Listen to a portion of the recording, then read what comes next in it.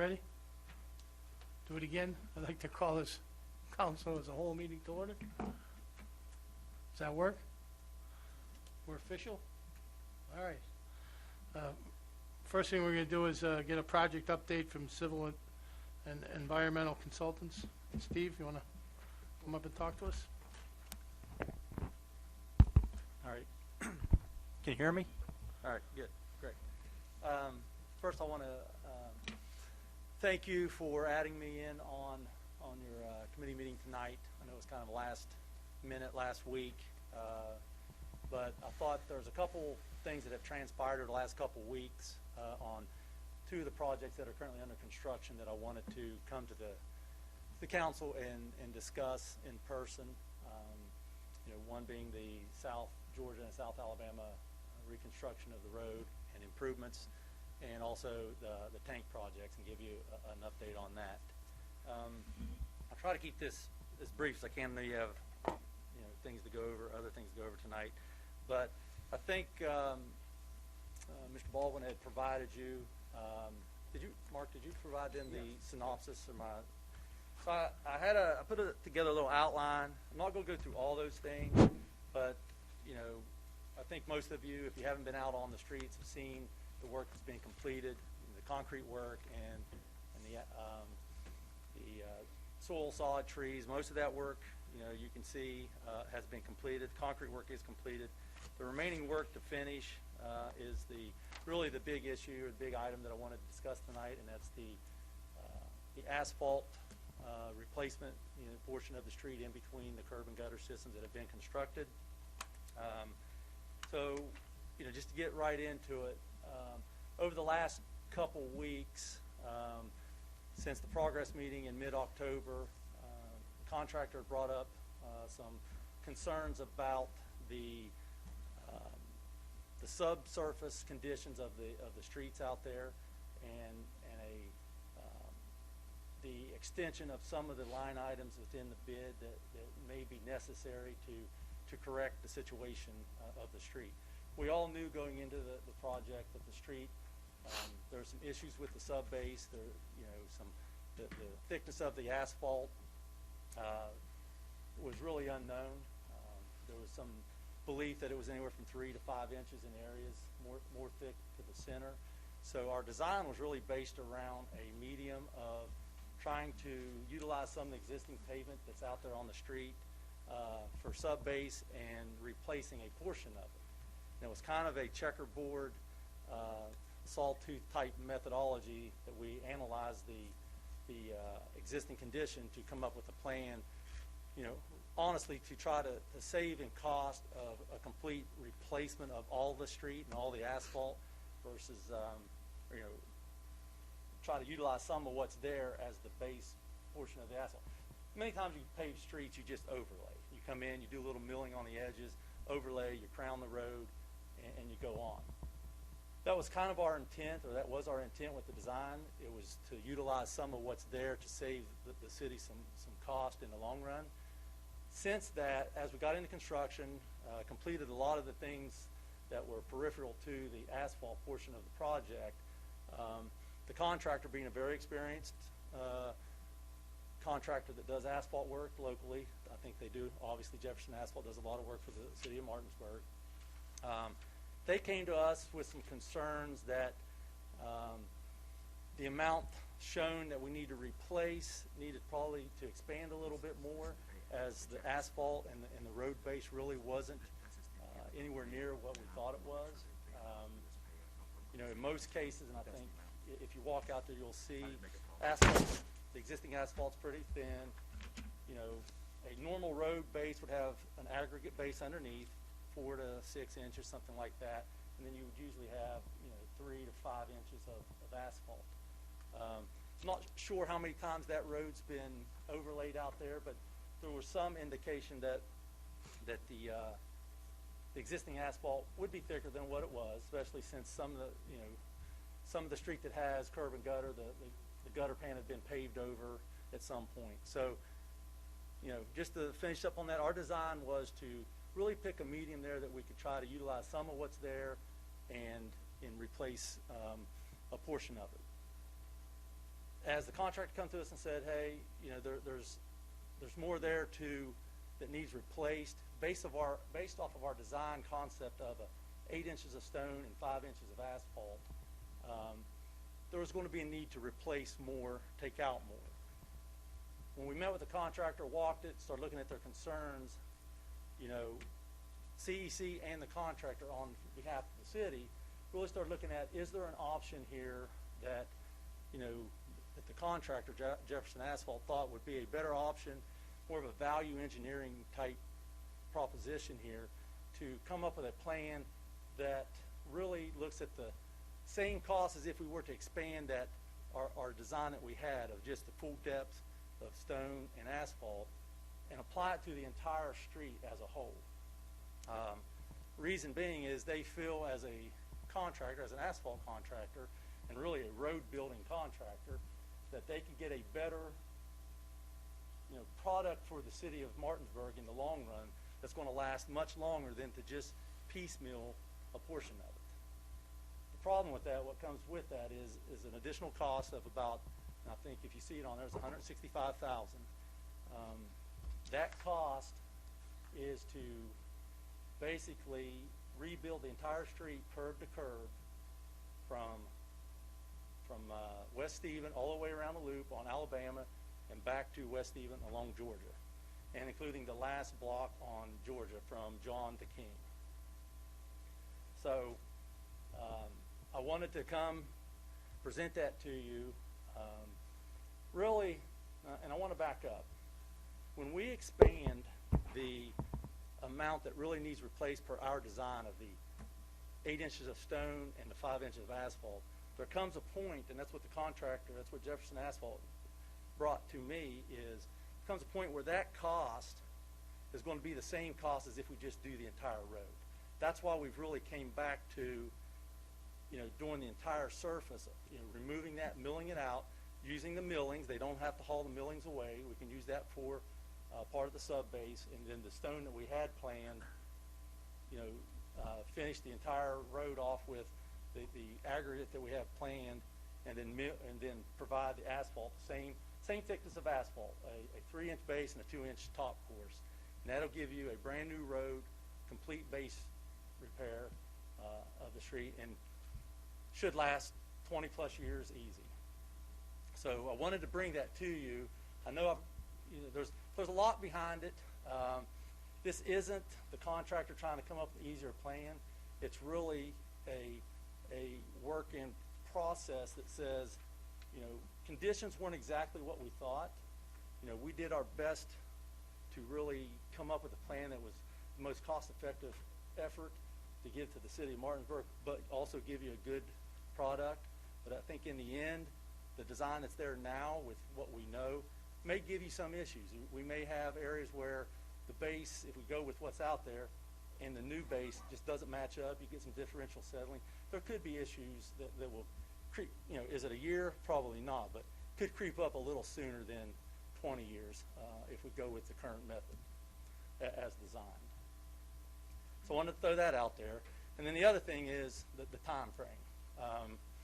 I'm sure some of you have heard that there's been discussion about you know, pushing the remaining portion of the construction off until spring.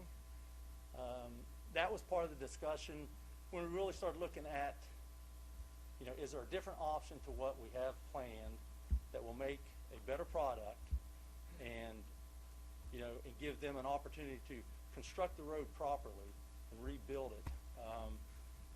You know, when we started looking at that option, that also came with a little more working time that was necessary. And then that brought up the discussion that, honestly, if we want to do this the right way, you know, it would be to wait till spring, seal the road up as it is. You know, for the most part, it's in pretty much the same condition it was, except for on the edges, you know, prior to the construction. You know, I think we could get it sealed up. They did guarantee me that you would be the first on the list for them to come back in the spring and complete the work. You know, so those are really the two big items I wanted to throw out on the project and open up for discussion on, you know, where we're at and where we're going. Thank you, Steve. I know that was fast, with a lot of information there, and I'm sure you have questions, so. Does anybody want to start off? Anybody have any questions?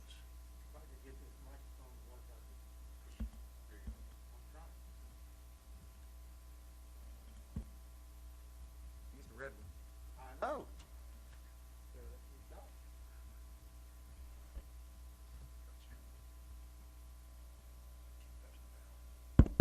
There you go. Okay, living out on Georgia Avenue, I've had discussions, some of them brief, most of them brief, with Marcus and Steve occasionally. And when Marcus was not there, I talked to Phil. And I just want to say that any of my concerns, they have addressed. And I personally, I'm pleased with what they have done. I don't like the idea of putting it off till spring, but if that's going to give us a better product, I think that's what we need to do.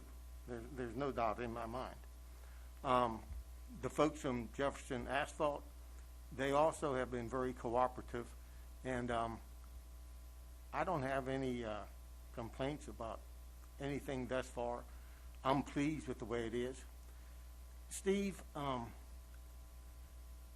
they're going to mill down the parts of the road that are not even with the curb before they leave now in the fall. Is that correct? Yeah, so let me address what they call, what I'm going to refer to as the winter, close down procedure or whatever.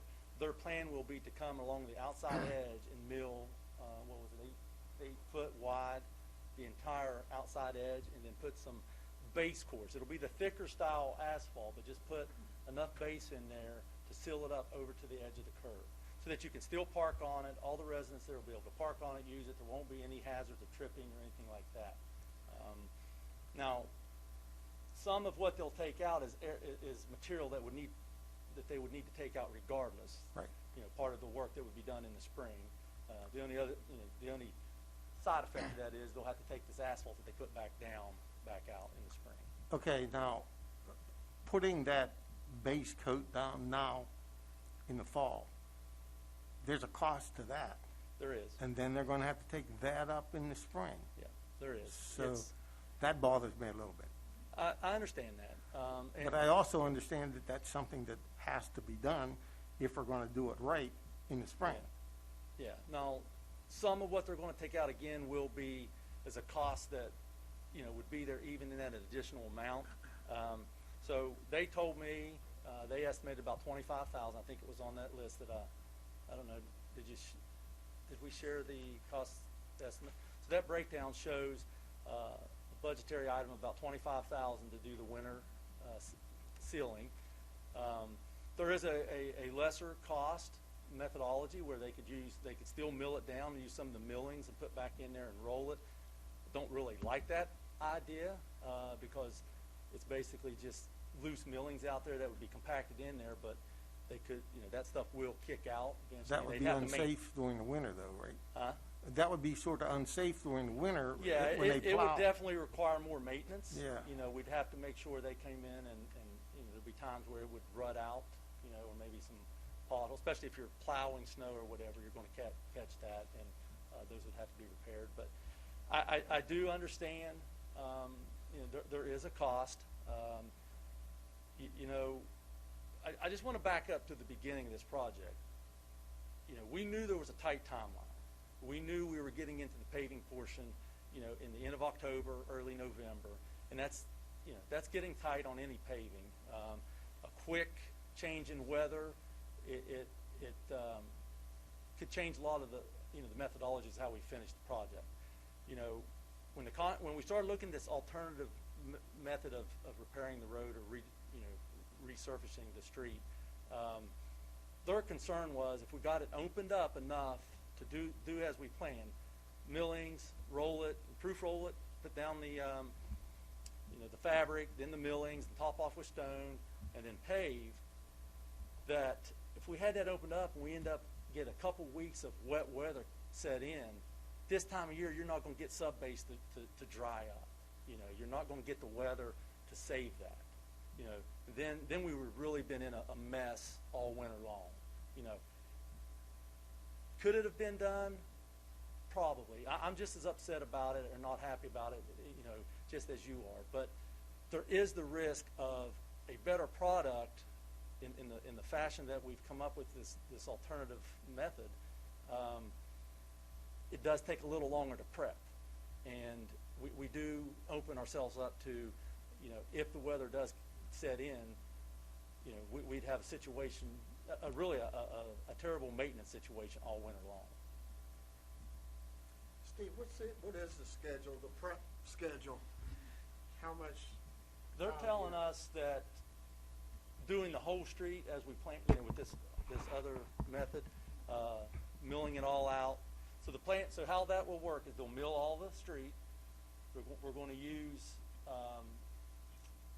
Stevens Street as a storage. You know, that'll be the last street that we overlay anyways. We're going to use Stevens Street as storage. They would store the millings at the time that they do it, get all the asphalt up, get the earth, you know, the earth excavation out of there, haul it off site, come in, grade it, you know, do the proof rolling, make sure the subgrade is prepped properly, then pull the millings back off of Stevens Street, lay them down, grade them out, roll that, top off with the stone, and then the asphalt. They're telling us that's probably a 4-week process, you know, So that would be 4 weeks in the spring. in the spring. And then paving, you know, once they get prepped, paving will be, you know, probably less than a week. You don't have 4 weeks now. No, it would really, Steve, it'd really be tough to try to, and it's a roll of the dice. You know, yes, you can pave up into December. Sometimes we've all seen them pave it in January. If, you know, we know that there's always a few days that you get that might be worth it, but then it could turn cold and wet and absolutely have zero chance. So does that mean you're going to wait until after Mother's Day? Because that's the last freeze date. It's really not a freeze thing. The temperature is a range, you know, so as long as it's 40 degrees and rising, they can put asphalt down, you know. The thing about spring is we know that, you know, traditionally once March gets here, you don't have long, cold, you know, extended periods. You get a few cold days, you know, even if you get a week, it starts to moderate pretty quickly. And it's a lot easier to work around asphalt plants and their production when you know forecast you have a 3 or 4 day window they can do a portion of it. So March is a reasonable time? I would say it'd probably be the 1st of April, you know, to be quite honest with you. But they said, you know, and I did confirm today that you would be the first on their list to get started on. Well, we're talking about schedule real quick. The schedule to button up, because that's the important part. Okay, Put so the there are- residents out there that, and if you authorize this tonight, we're prepared with a memo to let the residents know what's going to occur. Yeah. Because they're asking. And I will say, and Marcus can validate this as well, there's been a few out there that said that they would prefer we wait till spring, you know. They were okay with that. There's been a couple of residents on your street that said that. So, you know, maybe not everybody. I'm sure they'd like to see it get done, but I think, We all would, yeah. but it is what it is. Yes. So what's the schedule to button up? So to button up, they're scheduled if council is okay with this procedure and this process and putting off till spring, their plan is to start milling Thursday of this week, Thursday and Friday, and starting to bring asphalt in next week, the base course, and get it down. So basically it would be buttoned up, say, before Thanksgiving? Possibility? Yes. I mean, next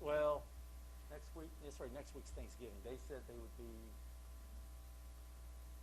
you know, he said that they weren't going to have staff on the week of Thanksgiving, didn't he? Till May 22nd. Deer season. I'll need to verify that because he did say that they were going to mill this week, but I don't want to mill it and leave it open. I thought the original discussion, and I don't know what's occurred in the last 3 days, but Thursday was milling because they're milling at our CDBG streets this week. Yeah. The milling machines in town. And what they told us, need to verify this. Yes. He said Monday they could they could asphalt. Yeah, but I don't That's know what he that. said, and then they all looked at each other, and somebody said, "I'll be here," so I don't know what that meant.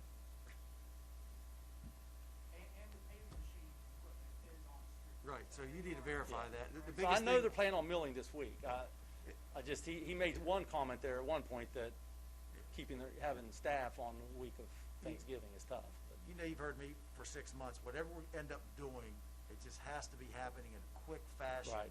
to button it up and get all those holes covered and get those cones out of there for a while. Because Right. On snow hits. if you're going to button up, we got to button up to make it safe. Yep, we're going Else to gonna identify have any issues. potholes, anything that's out there, But they- and get they- those buttoned up. Any other I wanted, questions? yeah, I wanted to make a statement. It's, so each one of us here represents a group of people in our ward, and everybody wants to know what they can count on. So it just gets a little frustrating for me when, like, this is the plan, oh, now we have to add to the plan. So I'm adding up numbers. If it's 165,000 to do a proper job of the street, but then it's another 25,000 to pull the stuff up, what was that? Well, the 25 is in the 160. That's in the It's house. okay, because I was adding it up, going, okay, these are getting some, No, you're it's right. becoming real And- money here. And one thing So, go ahead. and then of course, the neighbors there have to work around barricades and cones and all of that, and then, That's what we're trying to eliminate, though. right, in- yeah, in I the understand, next- In the yeah. next few weeks. So when you say something, and I know that you're going to represent several engineering projects, but help us out with a very realistic goal. Like, try not to make it optimistic. So March, no, April 1st is more like it, because I want to be able to tell people this is the thing and not have them come back to me and say, you said that was the thing. Yeah. And yeah, but they had to change their, they opened it up and saw something else. So I just wanted you to understand from my perspective, at least. I can't speak to each one of us, for each one of us, but I suspect each one of us has been in a similar position. So, Yeah, I understand what you're saying. I wish construction and weather was more predictable. Obviously, we know going into projects, there's always things that show up. There's a lot of things that probably a lot of you don't know that's happened during that construction process that those that live on the street know, but there's gas lines that no one knew about. There's a lot of adjustments that actually caused contractor delays. That's kind of pushed this schedule as well. But I appreciate what you're saying, and I apologize if I can't be pinpoint on that time frame. But obviously, we want to get them started as soon as we know the weather is going to cooperate. And I just want to make sure that's happening as soon as possible, so that they're in, done, and out. So that summertime can come and Steve, everything can green back up. Steve, could we say realistically April 1st? Yeah. Oh, With the absolutely. That's with the possibility of mid-March? yeah. And that Does is the time does frame. Does that help? yeah, I would much rather him say April April 1st or April 10th and then impress me with March 15th. Okay. You got to remember, we've had a worse got you. snows in mid-March to the end of March. That's Remember right. that. Yep. It has been. It's going to be weather contingent. That's right. So contingent on the weather, It's we're gotta be going to be looking contingent for on the something in weather. the beginning of April to get this done. Yeah.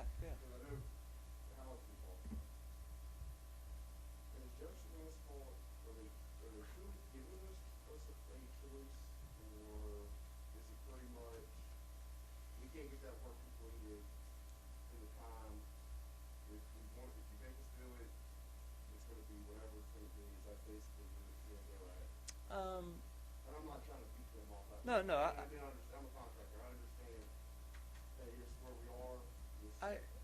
I think they have a legitimate concern if they can get it done.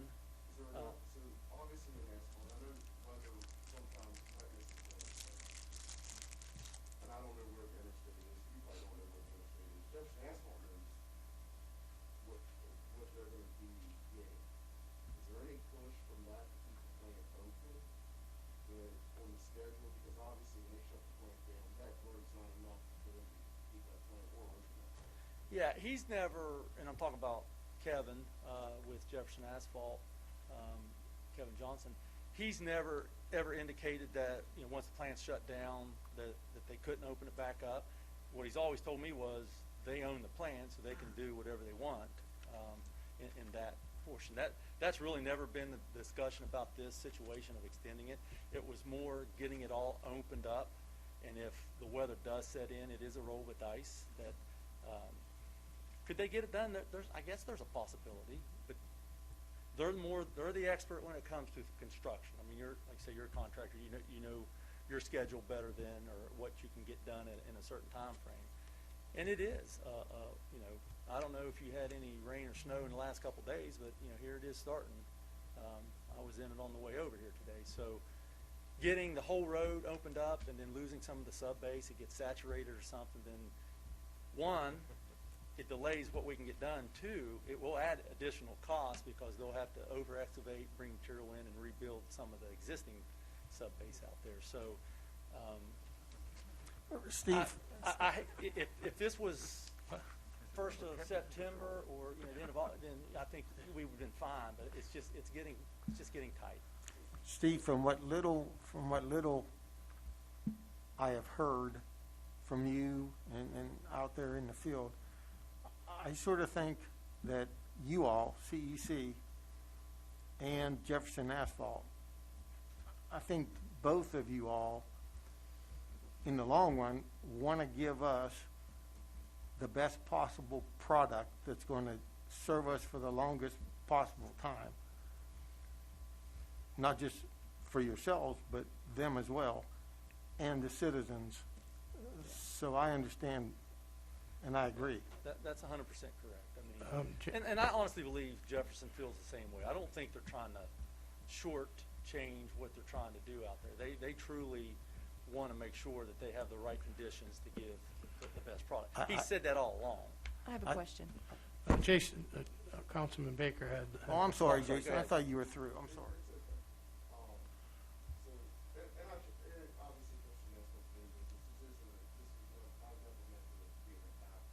Right, I understand.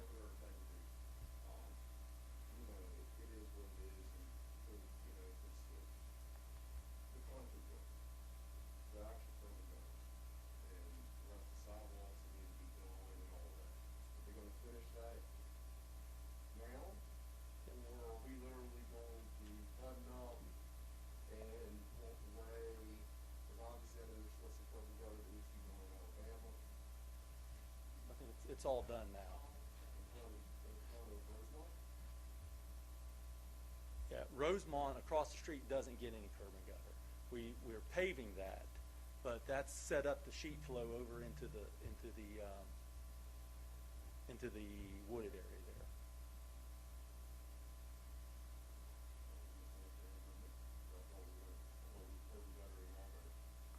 We decided to sheet that into that field, the overflow, because we're trying to keep. Now, We could have still done that with the curb. You could still have a couple outlets that have done that instead of leaving that fully open. I mean, so that would be the only place in that street that doesn't have a curb.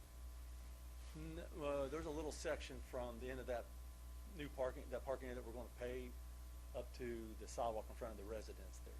There's a little area there. That's right.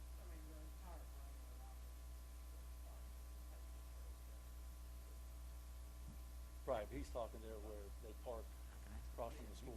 Now, there is a plan to pave that entire road and take care of some of the water holes that, in the low areas there. So, go back to the rest of the concrete that we're gonna finish. Yeah, per the plan, there's nothing else to finish. So let me ask you a question, Mr. Baker, because spring's coming. They can always curb and gutter it. We can. I always thought it was curb gutter. It wasn't. It See, wasn't. I mean, didn't if you think want it to, was. I'm just saying, I'm not trying to increase costs, but you're asking the question. Now's the time to get the cost to make a plan. I mean, I'm just saying. I thought it was what you understood as well, so now I'm asking. I would have brought that piece up originally. You're correct. I thought it was just for the paving. No, I wanted it to be clean. I didn't realize that myself. I mean, one of the biggest things, other than stormwater, they get it directed the right direction. The other good thing about curb and gutter is it protects the edge of the road. So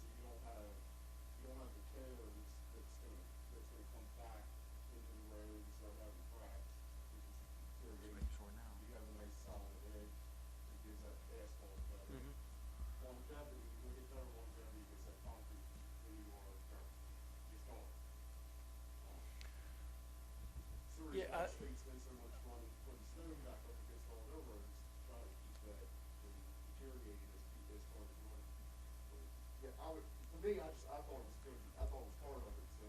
I did too. I like your idea, Jason. Now, I never thought that that was being curb and guttered, but I like the idea of it, keeping in mind there's an additional cost for that that's not included in this. If you know, and it's not a mountain work, but obviously we're all.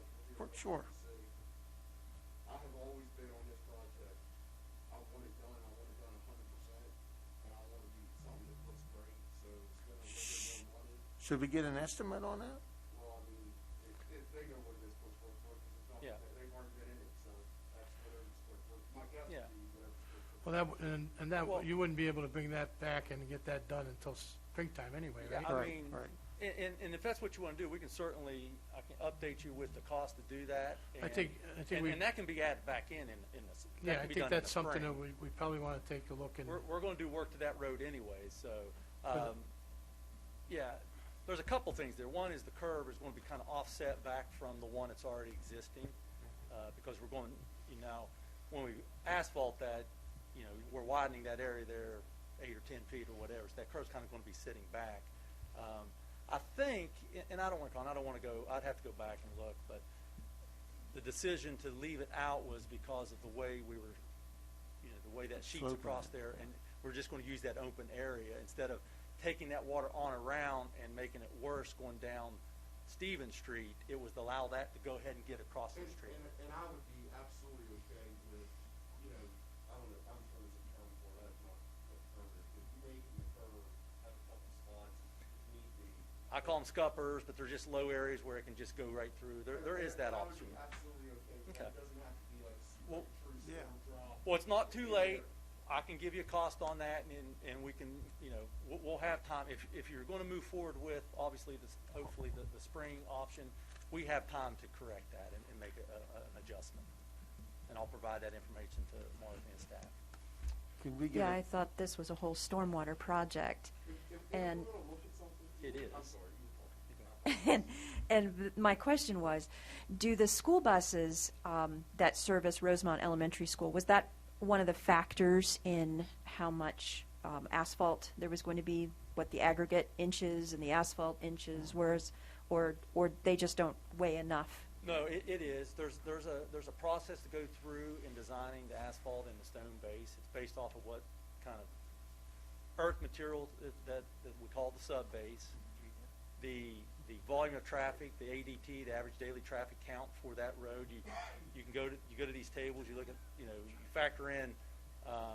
We factored in the trash vehicles, the garbage trucks, how many times they make a trip through there through a week, school buses and all those things, and that factors into the design of how thick the stone and the base has to be. So that was all factored in, yes. If we're gonna look at the project, can we go ahead and get an estimate of having that, telephone pole moved back? So that it's not in the, drive path that's right there on the edge of where that plant is. At Rosemont, there's one there that's probably, 2 feet, if it was pushed back 2 feet. Is that the one you're talking about, I know Ian? there's some line issues. That's the one but Ian was I'm talking not about? novice to that idea. Right there by the blue house, Okay. Right by the blue house. in our, Right hy- on the in new our side. hydrant. Yeah, All right. there's one right there, we'll get a price on that.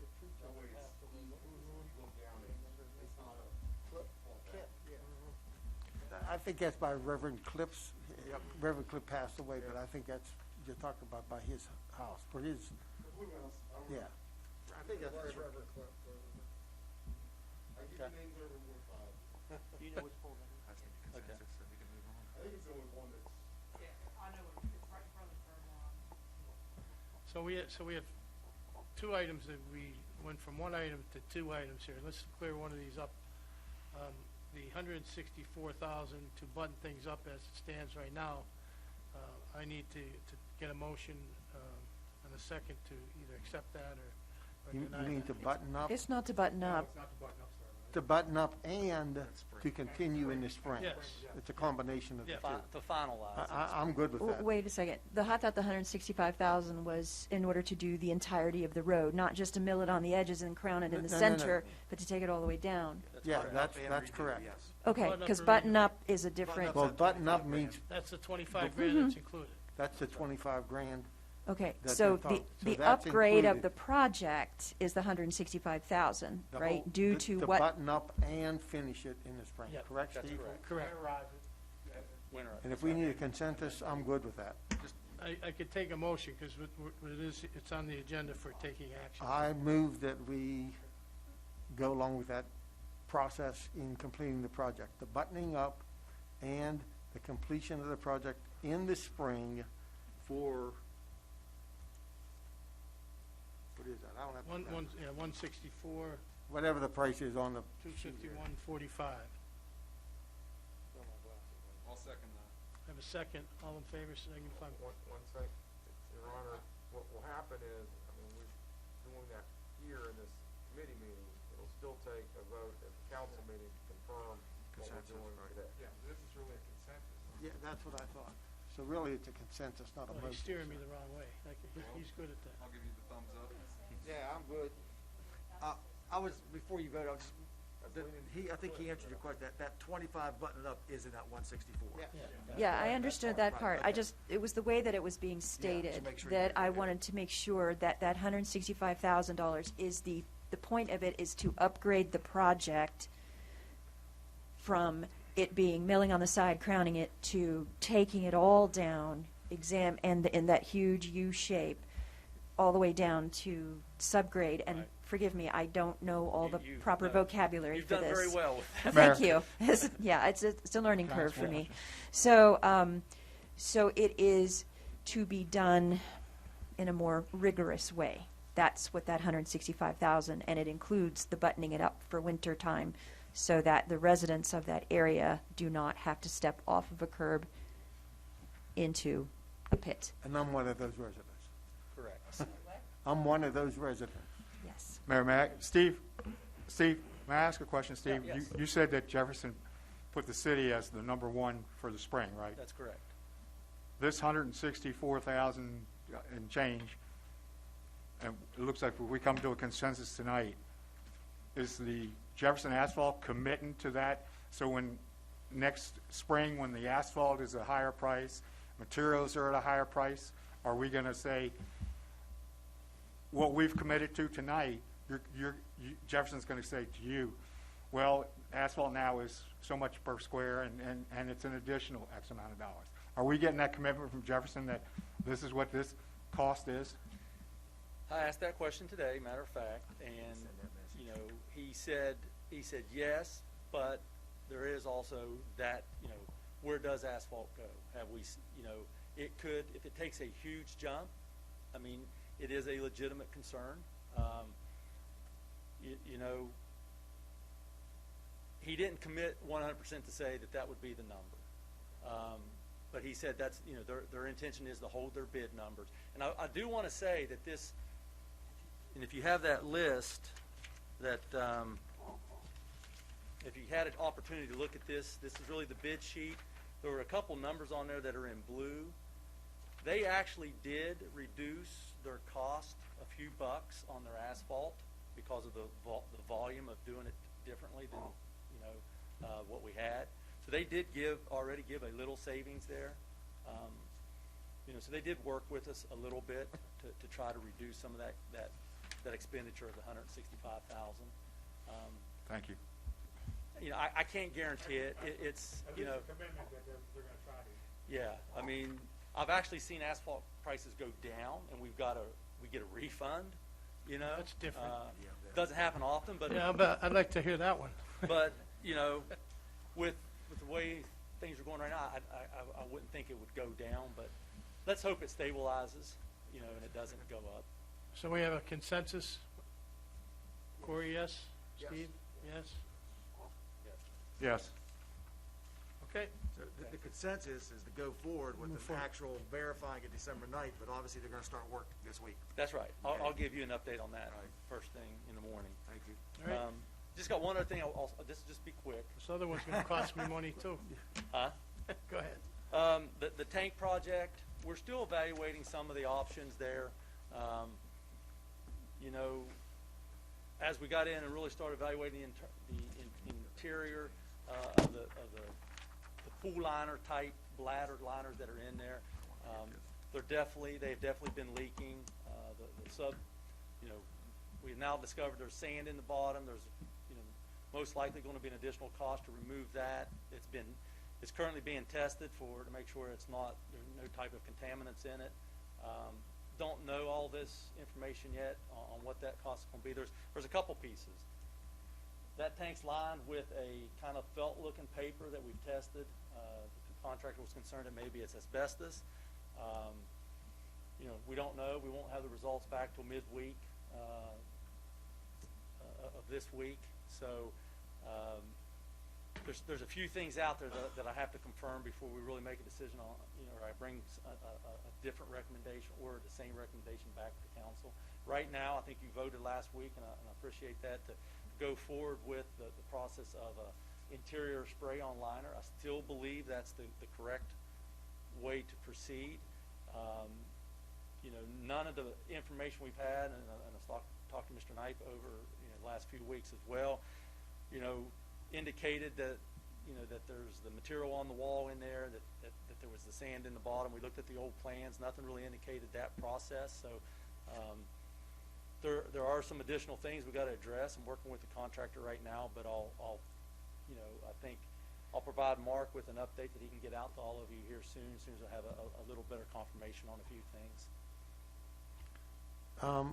Before we let Steve go, what about Jason's curb and gutter on the other side by the wooded area on Alabama? Yeah, we're just getting a price on that. So we've decided to get the price. Okay. Get Yeah, the I'll price. give you a little sketch and a cost estimate workup on that based on Yeah. the bid numbers. So, don't have a lot of answers on the tank yet, but I'm working with Steve and Jim on it to come up with a plan of what the best path forward is that gives you a long-term.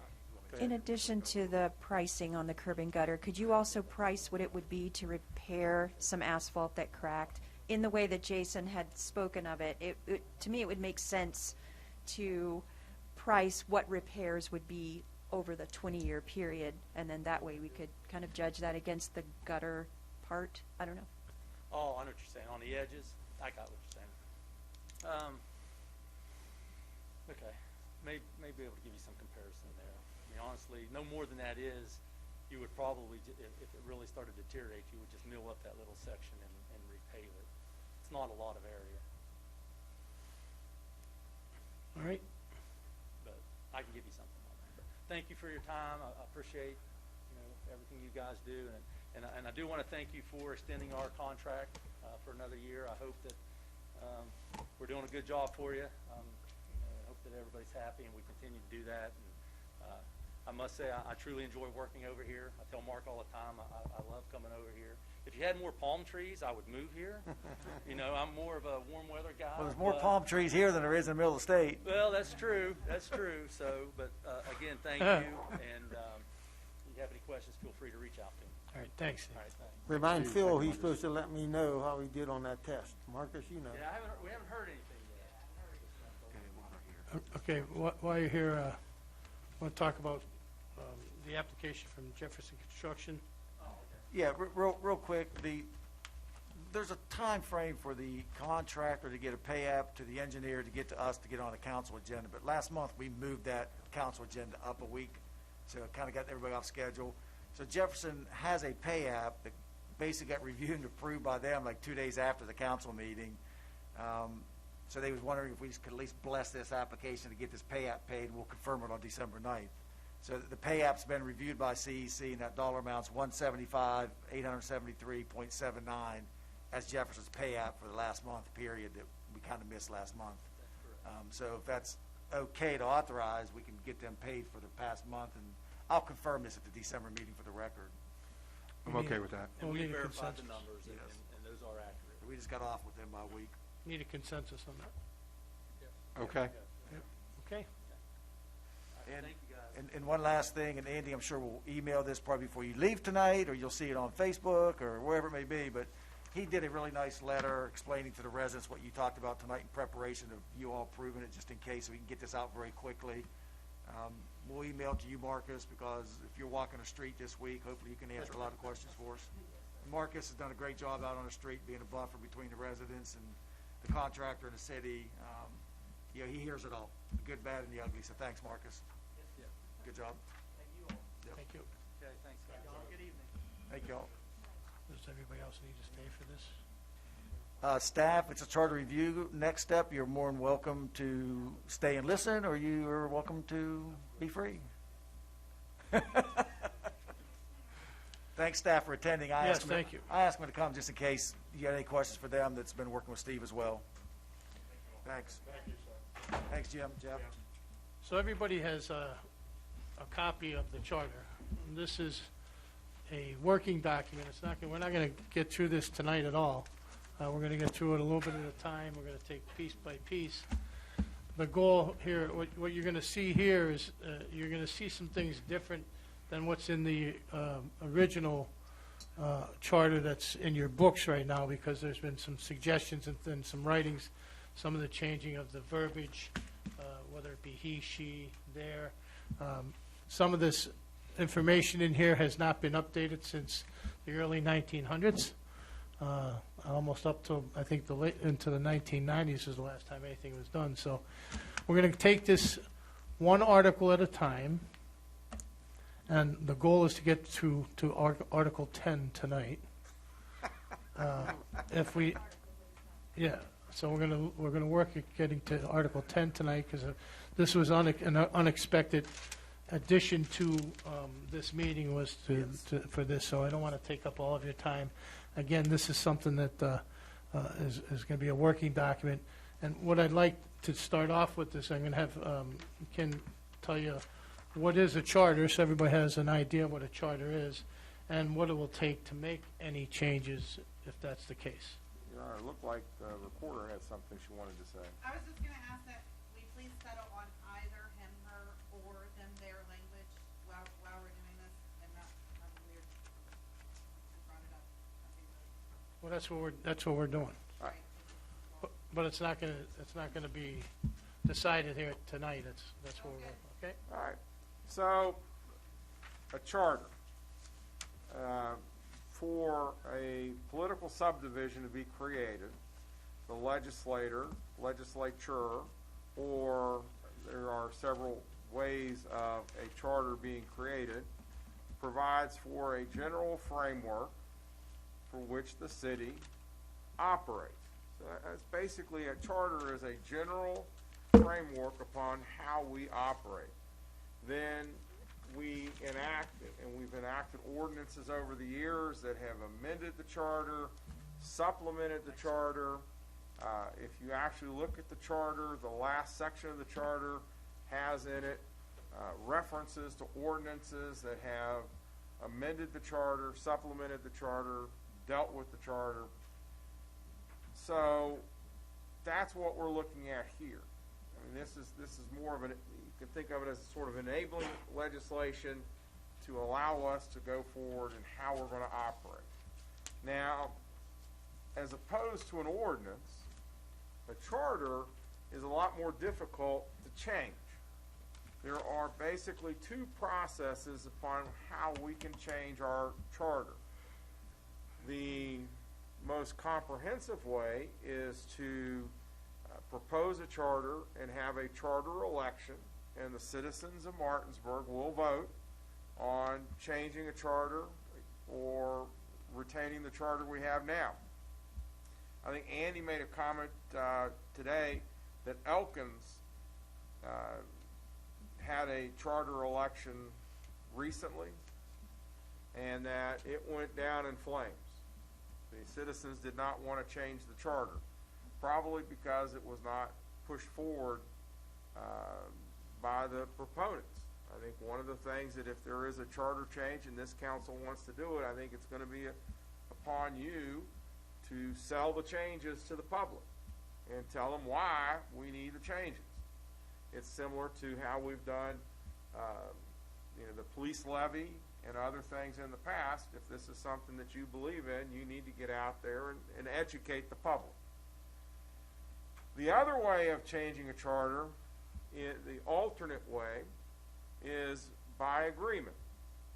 And that sounds easy, except it's not. Basically, what would happen is if we have some changes, and they're minor changes, such as the gender. I mean, throughout this charter, it basically has the word he, him. Apparently they did not anticipate the female gender being able to hold offices within the city. So that's one thing that we think we should change. We also have the reference to councilman. The preferred is counselor, is what we're seeing more and more often, is the term counselor, as opposed to councilman and councilwoman. So those are things those are minor changes that should be taken care of. And if this council all agreed to those changes, we would then place it out for a public hearing. And as long as nobody showed up at the public hearing, and I mean no one, if one voter or one freeholder showed up out there and said, I object, I don't think you should make those changes, and they don't withdraw their objection, then it has to go to an election. So typically, when you're making charter changes, if it's just very minor, you attempt to do it that way, and most of the time, it gets through. But if you're making substantive changes, then you're probably going to end up with at least one of the 17,000 people in Martinsburg coming up and saying no. And then that pushes us into an election. So are there any questions about charter or charter changes? The election, would it be a special election, or would it be? That would be up to this council to choose. We could have it as a special election. We could have it on our next general election. We could have it on this primary election or the general election. But that would be something that we could choose when we set it. Any other questions? Your Honor? Well, let's get started. Let's go to Article 1, incorporation. Staff and attorney at this point didn't have any recommendations or changes to that. If you want to take a second and look at it. Would be Section 1 generally. And if you look at the document, you'll see at the bottom of 1, paren ord 5966, that was when that was changed. And some of that will make sense even today, but there's going to be some that you'll see that just doesn't make sense. Any questions or concerns on Article 1, Section 1 generally? Hearing none, I'll move on to Article 2, corporate limits, Section 2 generally.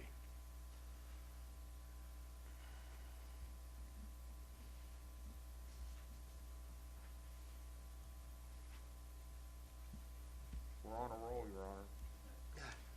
Well, no, don't worry. There's going to be a few we're going to get into. Article 3, wards, Section 3.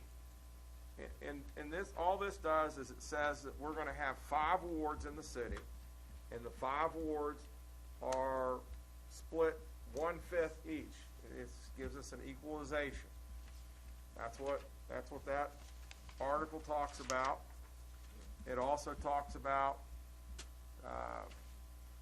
redistricting, which we will have to redistrict before the next election. I know that Gina has been working with the county trying to get information. It's sort of off the topic, but it is important for us to to get our precincts to match up, our wards and precincts to match up with the county's precincts, because then we can have a joint voter registration as opposed to having our own voter registration.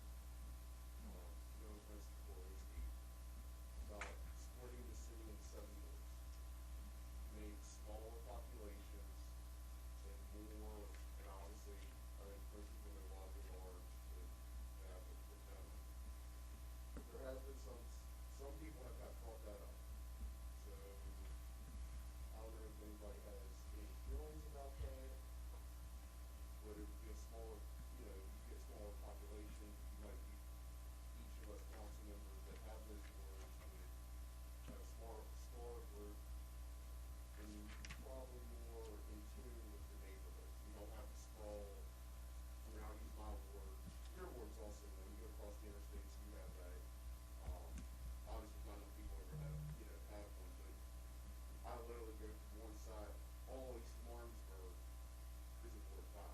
There's a big difference between people who live in Furnace Point and live on or live on Athletic Street. Just bringing it up, not necessarily pushing for the 7 wards.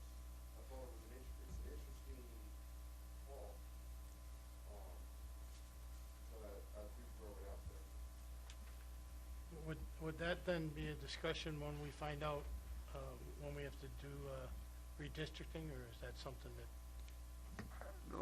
Just mechanically for purposes of discussion. Until the charter is changed, we can't change the number of wards. So if we were wanting to go to 7 wards or 6 wards or whatever number, and we wanted that to be effective for the 24 election, we would have to have the charter changed before the election. a special election? If it goes to the public, it'd have to be a special election.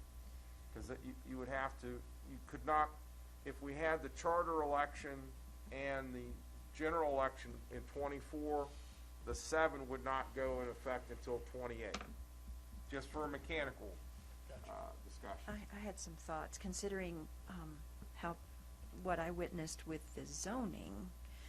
If you were to change the wards from 5 to 7, I think there would be a lot of upset people. And then you said it takes one person to basically shoot down a charter change, right? And It puts it'll us have to into go the to election. election. Would Yeah, put it us has into to go the to election. So, No matter what, there's enough changes that we're gonna want to do. At least one person. To be perfectly honest, with as much changing, the one person we might be looking at. I like, I'll be perfectly honest with you. I'm not so sure, and I actually believe in changing the charter, 100%.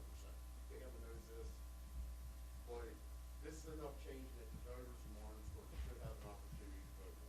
Let me be very clear to say that. So the person you might be looking at that's gonna say it, is gonna be me, so you're gonna end up in election anyway.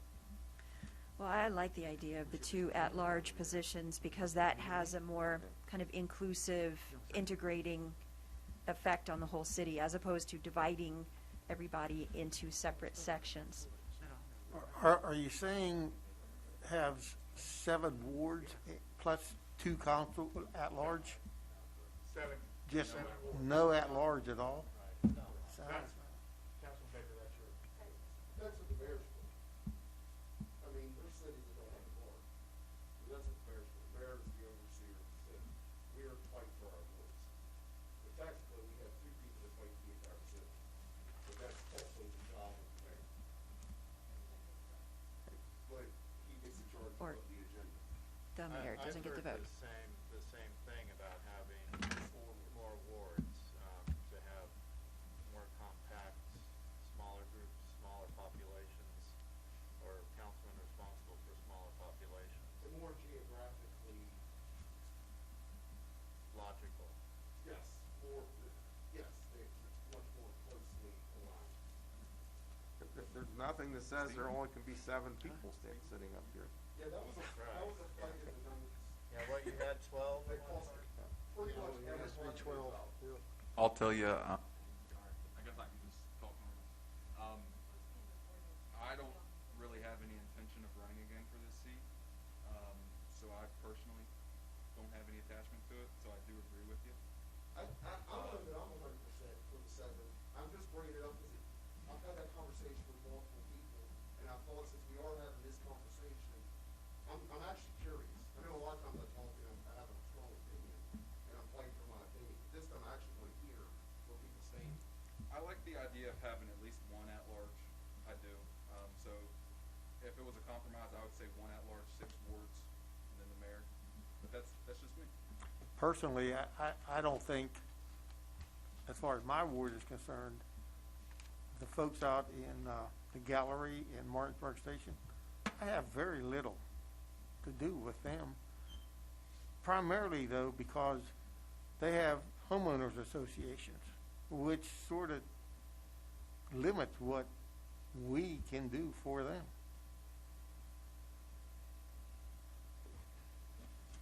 Your Honor, if I might make another statement, and then we did not really talk about this in our meeting today. you know, if there are substantial changes that are proposed, it's probably better to start from scratch than to try to piece together from a 1905 charter and then slap in some stuff that we're looking at. You know, it may be that we get general guidance from the old charter, and if you're going to have a charter election, you have this more modern charter, and then work on drafting a more modern charter based upon the discussions from this charter. I mean, that's if you're going to make a lot of substantial changes, it's probably easier than trying to hold on to an 04 section, and then a 66 section, and a 27 section, and then a 2021 That section. makes a lot of sense.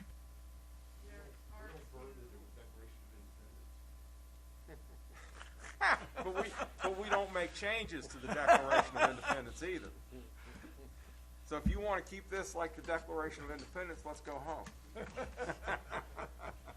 Just a reminder, there are 2 elections next year happening at the county as well.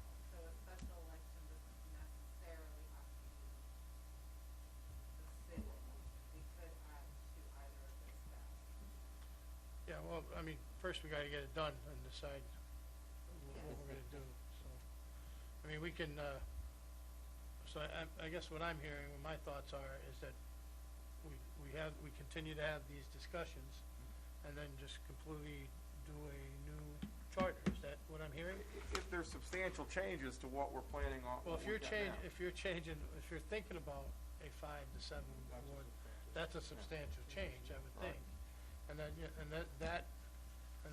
and I know, I'm sure there's gonna be things here popping up down the road. I mean, we don't need to make that decision right this moment. We just need to make decisions on what our thoughts are for each one of these articles. Is that correct? yeah, and then I think we can have more detailed discussions and you know, I don't know. Is there a general, like, because I haven't read through this yet, but is there like a general defect or something that we'd like to fix or make more modern about Oh, yeah. the way the city's set up, that we need to write a new charter, or is that something that, There are. what are the defects? There are sections in our charter that refer to, for instance, it's not on necessarily for today's discussion, but the taxation section.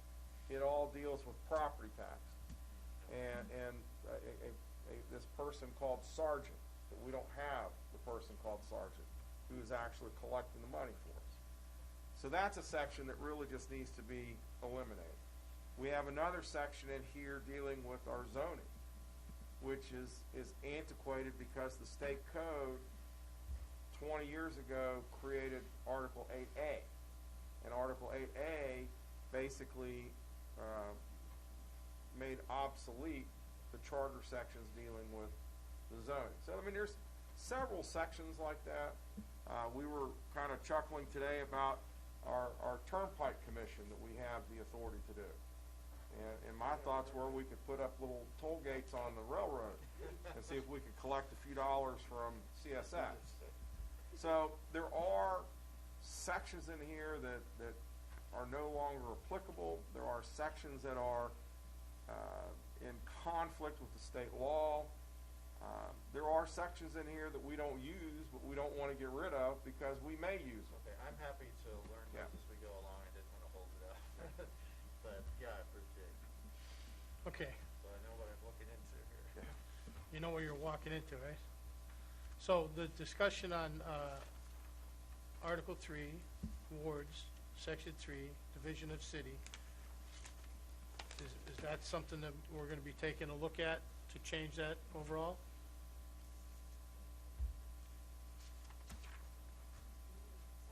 I just want to hear your thoughts. I mean, I've heard 2 thoughts, and then,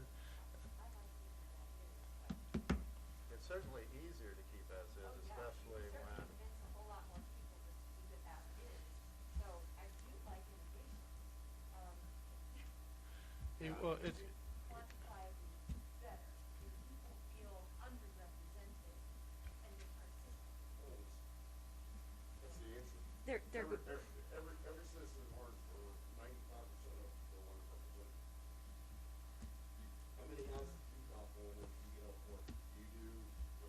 is. I can make. I mean, there's a 1,000 houses, so I think you need out there 2 or 3 doors every night. Do you do that? But, I mean, and I say that because, obviously, they're gonna fill in, you know, you're not gonna be able to get certain areas, right? And I'm gonna pick what you said, Yeah, the gallery and the Martinburg Station, yeah. they're gonna fill someone else, some of them are gonna fill underrepresented. Sure. I'm sure Prentice Point feels underrepresented to me. I mean, I live on High Street, I live on that end, so I'm around more. And all of us councilmen can say that. There's just gonna be sections in our ward that we're not gonna get to, or we're not gonna see as much as others. And that's why I got brought up. That's why I brought it up. And I'm sure Steve and Corey, there's areas in the city that they don't get to. I mean, There's no way. I would never guess. You can't get to a single ward, I can't get to the whole city. I mean, there's streets that you probably never been on. No, you're exactly right. I mean, if you expect it to be from a single ward not being able to reach all of your constituents, I don't know how I'm expected to reach Correct. 18,000 people. You know, I mean, It's the reason that I thought we're here, just to have a little bit of a conversation, and I was trying to fill out. You've got different cities that do it different ways. You have some that only have wards. You have some that have no wards. You have some that every council member is at large. So, you know, that's the preference of the governing body.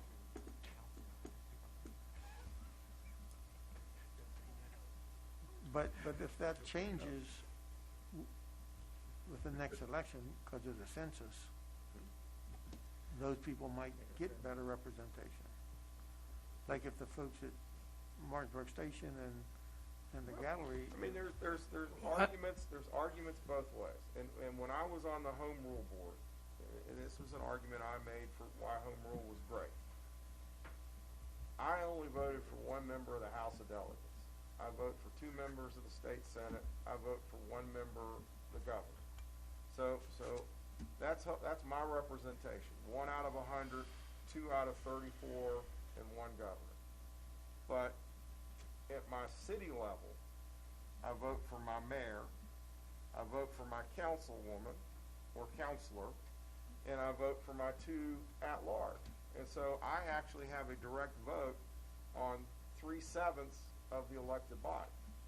And so, Jason, I think you make a point. There are some people that feel underrepresented. Of course, I'm a little different than most people that are voters. I feel well represented. Yeah, that you have the choice, you have the. I have multiple people that I can go to and say, A paycheck. you are my councilman, I want you to support this. And we're probably kind of reinventing the wheel, not to know the logic that led to the system with the 2 at-large councilmen from, I guess there were no at-large. Whenever you'd like to have about an hour. Okay. He's the guy to talk to. And I'll talk to you about that. He knows the history of that. I was very involved in that election. So do we want to take a look at going to the 7th? We're growing 8%, right? Yes. So we've grown 8%, things down the road, it obviously looks like we could grow even further, so it's not a bad, well, kind of like Corey's idea, the 6 maybe, and then the little one, it's kind of a. I'll never be able to say that I'll vote for 7 single wards. And that's just my personal opinion. And see, now, it doesn't play as much into this council now, because we've kind of broken up a little bit. Here's where it really became an issue. Is for a very long time, we had a mayor and 2 council members, 2 council at large, and of course their ward council person, from the exact same ward. Now, that's a different thing in a different part of the charter, that we can make an alteration to make sure that doesn't happen again. Because once again, it's about representation. So Ken, yeah, he thinks he has a good support, but his ward doesn't come out in the same numbers as 3 and 1 did. Ward 5 doesn't come out in the same numbers as 1 and 3 did.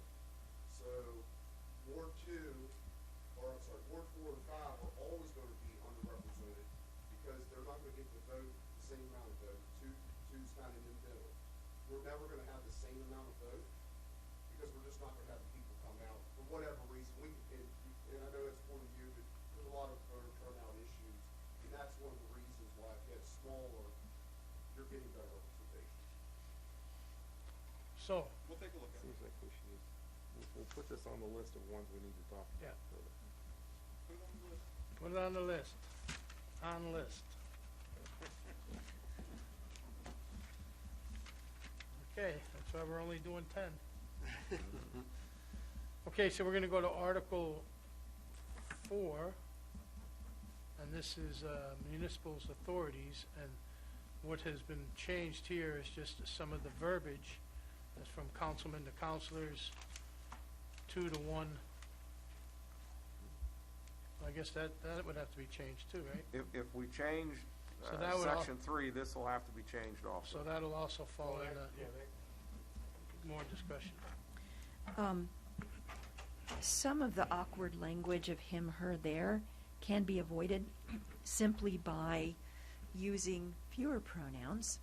And, for example, there shall have been a tie vote cast by the council without that counselor participating in the said vote. Well, I am old, I am not very good with pronouns, and if somebody wants to help fix, like Gina's saying, I am more than willing to hand that off to somebody to fix the gender pronouns. What, I yeah. just don't do a very good job of it. I have a strong English background. I can help you with this. I'm a bean counter at heart. If you're doing it the correct way, of course, if we're gonna do the change, we need to be in 2021. Which is then, correct me if I'm wrong. Then there would probably be the most appropriate language, but like Kimberly said, for instance, you can actually take the pronoun out entirely there. If there shall have been a tie vote cast by the council without participating in the said tie vote. There are ways that you can just remove it. So this is a syntax issue. The only thing I ask is that it doesn't be consistent throughout the document. Yeah. Either than there or him. This Or sounds like something- a Hannah French kind of problem. She's young, she's onto all this stuff. Maybe Hannah can help us with this. You were an English major, weren't you? Education, elementary education, this is probably right down your alley. There's just no reason to make a document that's not. And, I think then correct. there is probably the most appropriate. It's just what we need to do. Point blank period. I mean, It's just clean it up. It's Yeah. just what we need. So, yeah, I mean, that's, Whatever that is. so when the Then program. there. That's fine, that's what we, Yeah. yeah, But that's fine. And I'm pretty sure that him and her see it go. Yeah, them there, well, English majors make friends is actually. The most progressive. Get over it. Yeah, and I'm suggesting, do away with pronouns altogether to make it more clear, and, yeah, I agree. Because who's to say we aren't gonna be down the road and we have a non-binary person Exactly. run for office? And Right. They're gonna feel as though they are put in a position to where they have to choose a pronoun. That's just, it's 2021, it's time to realize that them there is the way to go overall, rather than. So it sounds like you got your work cut out there. we'll talk about it. Hannah has her work cut out. Oh, cool. Okay, moving on to Article 5, officers generally enumeration. This is where we had talked, and I'll let Ken talk a little bit more, that, you know, we don't have a health commissioner. Building inspector needs to be changed to building code official or department heads. Some of the other things, there's no police chief in there, so I'll let Ken talk a little bit more about Well, that. Your Honor, when this was enacted originally in 1915 and updated in 33, excuse me, I was 66, I was at the one up on 4. I mean, I guess the question that comes up is, do you want to enumerate all of the offices, and then if there's a change later on, that we have a change in what these offices are, that we then have the same problem we have now, in that we have, like, the office of auditor, which actually I think the office was recorder and auditor. We don't have an auditor. We don't have that office. We have a finance director. And we can enumerate all of the offices. We can enumerate some of the offices, or just write this section to say that council shall by ordinance, designate employees and officers. I like I that. think it's better. Yes, that makes lots of sense. We write this section that says that council will designate officers and employees by ordinance. That way, we can make ordinance changes much easier. I agree with that. Yeah, that's good. Everybody got that? Okay. Anybody have any more on that? Okay, moving on. Well then, go ahead. I'd like to hear it. If it's not in the charter, and of course we have some positions that aren't being filled, how are we not filling them? If they're in our charter, we're obligated to fill our charter. Because we've had ordinances that have changed parts of these. I mean, like the health department, where is it? Health commissioners. Health commissioners. So what the city of Martinsburg has done, because of the state code, we have a combined county-city health department. And so because we have a combined county-city health department, they're the health officers. We don't have separate ones. Now, we could, if we chose to do that, we could break away from the Berkeley County Health and have the Martinsburg City Health Department. There are some cities that have done that. There were some cities that were upset with things like the indoor smoking ordinances that were trying to get that taken out. There was one of the casinos that tried to get a city to do that. We don't have a casino here, so it's, but, I'm fine. yeah. Okay. All right, so, next one is the qualifications, duties, and responsibilities of city manager. Again, some slight changes there, and also, I think there was some numbers that I was looking, we're looking at that, currently, the charter says that, city manager can't exceed $2,000 without consent of council, and my recommendation is bring that up to $5,000, so we can do business a little bit quicker and faster. Which is in line with the state code and the purchasing requirements under the state code. And that falls down underneath number 9. I'm sorry, I got a little ahead. Number 9. That was one of those, and I jumped ahead. I apologize. Section 5.1 C2. I'm going back now. I won't do that again. C2, was there talk about dismissing that? To discuss that some more? I guess maybe discuss, I mean, when the city changed back in the 90s, the city went to a city manager-based city, which is what we are now. We have the governing body, we have the mayor, but the day-to-day operations of the city, because we are a city manager form of government, that's why this section 5.1 is there. And so the way that council put it together was that the city manager was authorized to appoint all employees except the city manager. He couldn't appoint himself. The city recorder, which is a employee of the governing body, and the police court judge, and the auditor, which we don't have an auditor. That was, I think, decided back in '91, and most city manager-managed cities place that authority in the person that is overseeing the day-to-day operations of the city. It's kind of like a lot of things.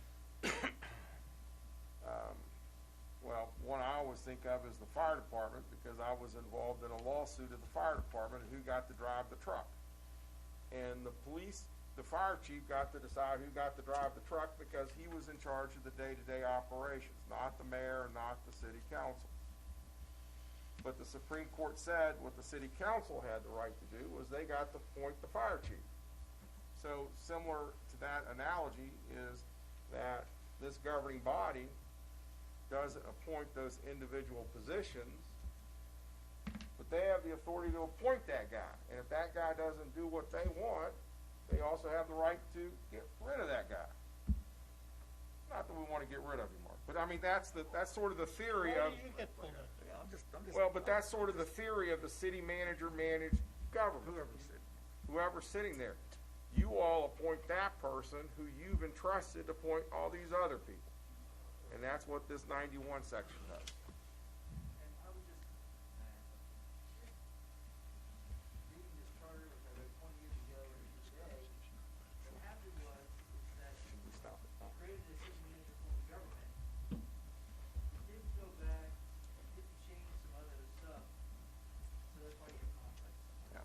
And as you go further into the charter later, you'll see where there's conflicts, where they, back in 1915, 1966, 1992 or whatever, they would just make a change to that particular paragraph, but they never looked at the rest of the charter to see how it conflicts with one And- another. So you're gonna see further on in your charter, you have real conflicts, but because the rules of statutory construction is really read the latest amendment first, that supersedes the previous 5.1 applies right now. Because It's only obvious if you go legal principles, but it's not obvious if you're just a citizen reading it. But that's how it works. So your latest amendment was 1991, and that's what supersedes the rest of it. And then there's, carry on, you have U.S. Constitution, state statute, charter. Some of these things that you see in here have been amended by state statute, which supersedes the charter. So there's a whole hierarchy of legal construction here that you kind of need to understand when you're amending the document. May I say something? Oh, Just one thing quick. Help me out, Ken, to correct this, because I get a little, when he says city manager form of government, I think we're actually a council manager form of government. Because, Council manager. yeah, I mean, the city council is the one that appoints, terminates, et cetera. It's the council manager form of government, not the, you know what I'm saying? So that's really the terminology when you look at the different forms of government, it's council manager. So make sure y'all knew that. All right, yes, that's actually, and the sort of, I'm just making sure it's not manager council, it's council manager. so Andy had a really great synopsis of the way that law has a hierarchy, right? Andy, and I wish that had gone on to the video recording, but what do you think of the idea of rewriting the whole charter, section by section, and then comparing it in a side-by-side? The newer section would be more well-written. Also, you would not have anything conflicting in there because it would be an all-over as opposed to a patchwork approach. I What think do you that- think of that idea? I think that's what we're planning on doing, right? yeah, We're rewriting it, we're just getting our thoughts together now, so when they do rewrite it, they can put it together, and we can see the difference. ICMA, for example, International City Manager Association, the council manager form of government, they have, for example, draft, modern, 21st century charters that once you go through and say, okay, here's some things that we want to change, like Councilman Baker said, if you put together just and started all over and did basically a new charter, if you said, okay, you set a date and say, we're gonna put this on the ballot for 2022, 2024, whatever, that's what would be on the ballot. That's one option. The other option is to try to make these incremental changes and not have any objections. Probably not going to happen. I mean, Right. that's probably, whether it's not, it's in this room or somebody else. It's kind of the way you, but I think what the mayor's trying to do is trying to get, okay, if we're gonna look at a new charter, what are some things that you as a body would like to change? And then there's some things that in the charter, just need to be there as a matter of statutory construction that sets up the corporate boundaries, et cetera, et cetera.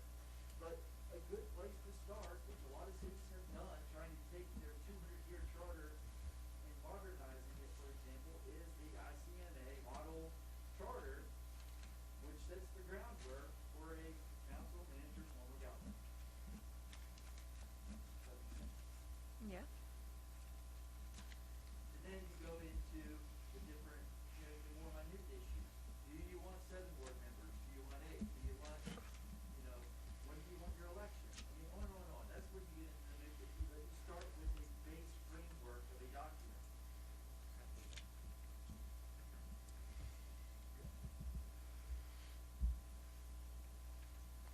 We're moving forward?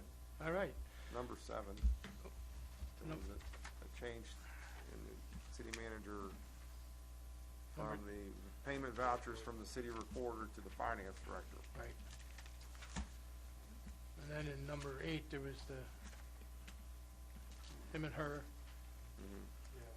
Which we'll fix that up, we'll figure fix that- that up even better. Number Yes, 9, better than him, her. Better Number- than him, her there.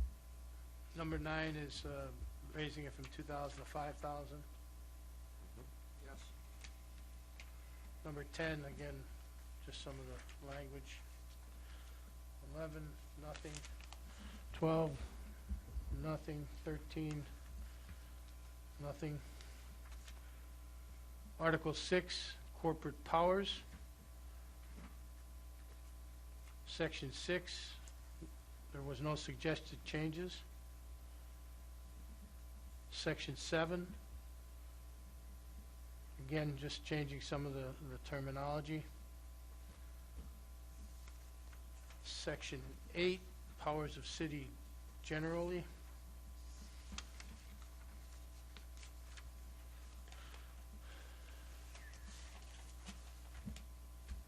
One, 2, nothing. 3, 4, 5, 6, 7, 8, 9, 10,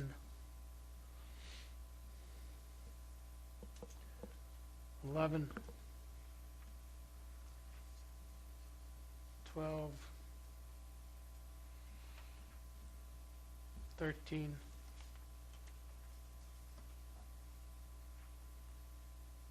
14,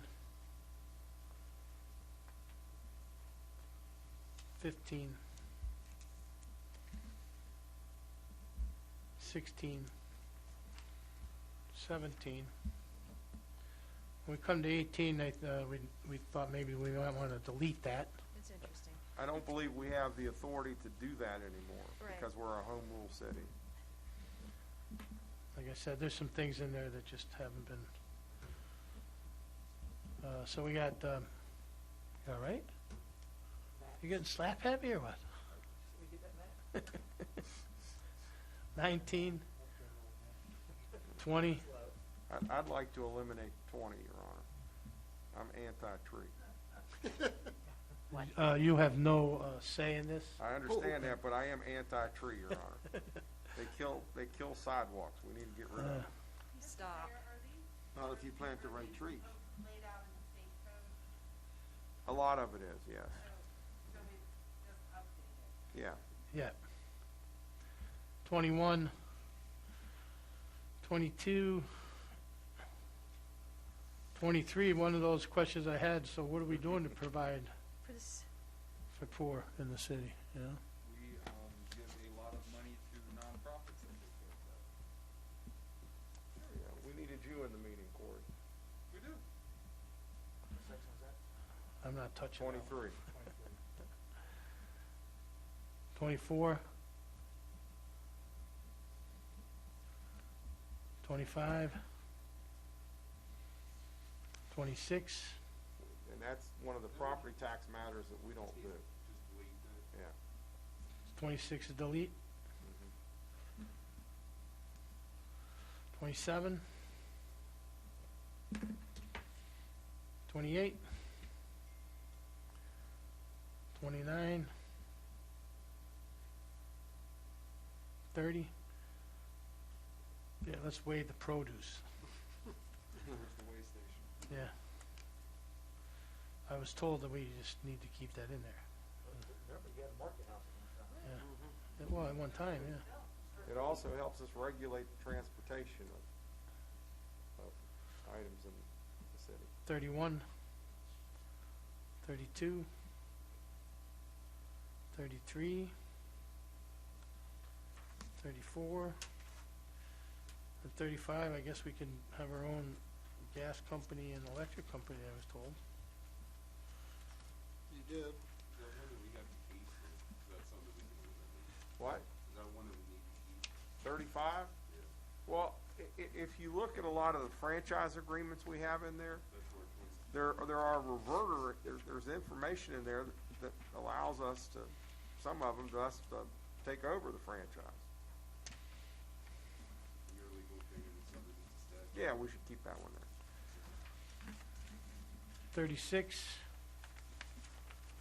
37. There's some suggested changes in 38 that aren't on your sheet. Yeah. 38, we were talking about just cutting it off and saying that to have and exercise all its powers, privileges, and powers provided by West Virginia State Code. Because actually, Chapter 47 is now Chapter 8 in the state code. So that way, if they change the code again, we don't have to worry about it. Yeah. Okay? Moving on to section 8, crossing and bridge levy. There was some debate back and forth on this. I, for one, thought we should keep it. I, for one, said delete it, but Obviously, it's delete. tell them why, because you You're anti-bridge, and you don't want to, this is a way for the city, if we decided we wanted to take out, like, railroad crossings, and put something in there, it's a way for us to raise the funds to pay for that we could then take this 5 cents on each $100 and bond it to do these things. We may not ever do it. Why get rid of the power to do it? I agree. That's the lamest explanation that you've ever given, Ken. I just want you to know, that is the lamest explanation that you have I felt that way ever this given. afternoon. I felt We the all know the railroad crossing, we would never take them out, the railroad would take them out, and they have an incentive to take them out because they're being deemed by the federal government to take them out. Well, no, we would put an overpass over a railroad crossing. We could put a bridge or a crossing. It's just a funding mechanism. I mean, will we ever do it? Probably not. If you have such heartburn that there's a potential for a 5 cent per $100 tax in here, then you can take it out. But then, Well, 5 cents per $100 is not going to build you a bridge, so I would be for one just to go ahead and eliminate it. it's up to you all, not up to me. It's not just a railroad bridge. Yeah, it's It could be a anything. bridge over a stream. Over streams, Yeah, but anything. the mechanism isn't high enough to actually support it. Oh, we've got 5 cents over 100? $100 worth of valuation throughout the city. I don't know City? what the valuation is in the city, but 5 cents on that per 100 is probably a nice chunk of money.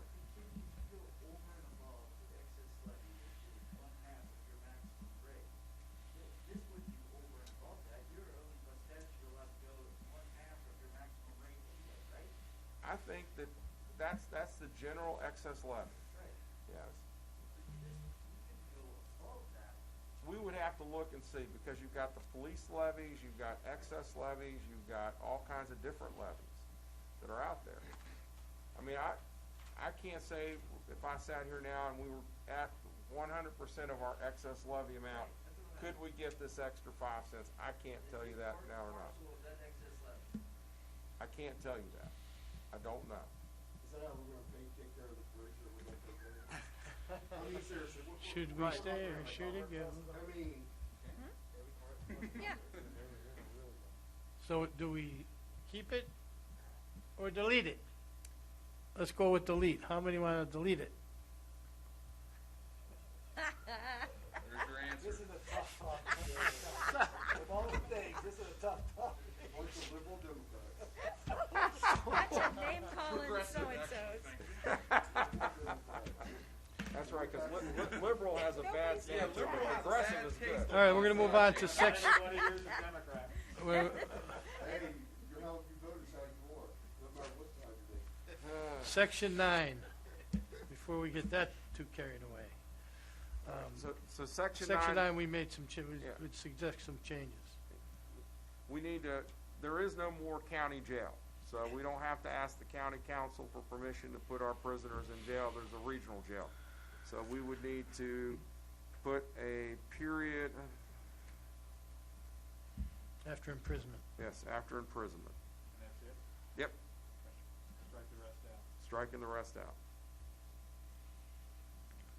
Article 7, qualifications of voters. And Section 10, persons entitled to vote in the city elections, and there was some talk back and forth about somebody living here a year or 21 days, and I think that needs to be double-checked. Would you like to speak briefly on that? All right, the registration, to register to vote, you have to register at least 21 days before the election. That's the state law. So we can, we can set it out 21 days. If you look at residency requirements, there has been a lot of pushback on residency requirements. And there are suits out there that say that you cannot have excessive residency requirements for people to vote or to people to hold office. And so I put the minimum number, 21 days. Of course, it's up to you all. When I wrote it, I put what I thought was the least amount of days we could have. It needs to match the county's. I don't think there is one. Did you just say that's state law, 21 days? 21 days is the minimum. 21 days is the minimum requirement, because you've got to be a registered voter, To vote. well, and to be in the office, They close voter registration 20. and they close the voter registration 21 days before the election. So that's why I picked 21 days. So that sounds like a matchup with state law. I suggest you double-check that just to make sure before we move forward with anything on that. We will.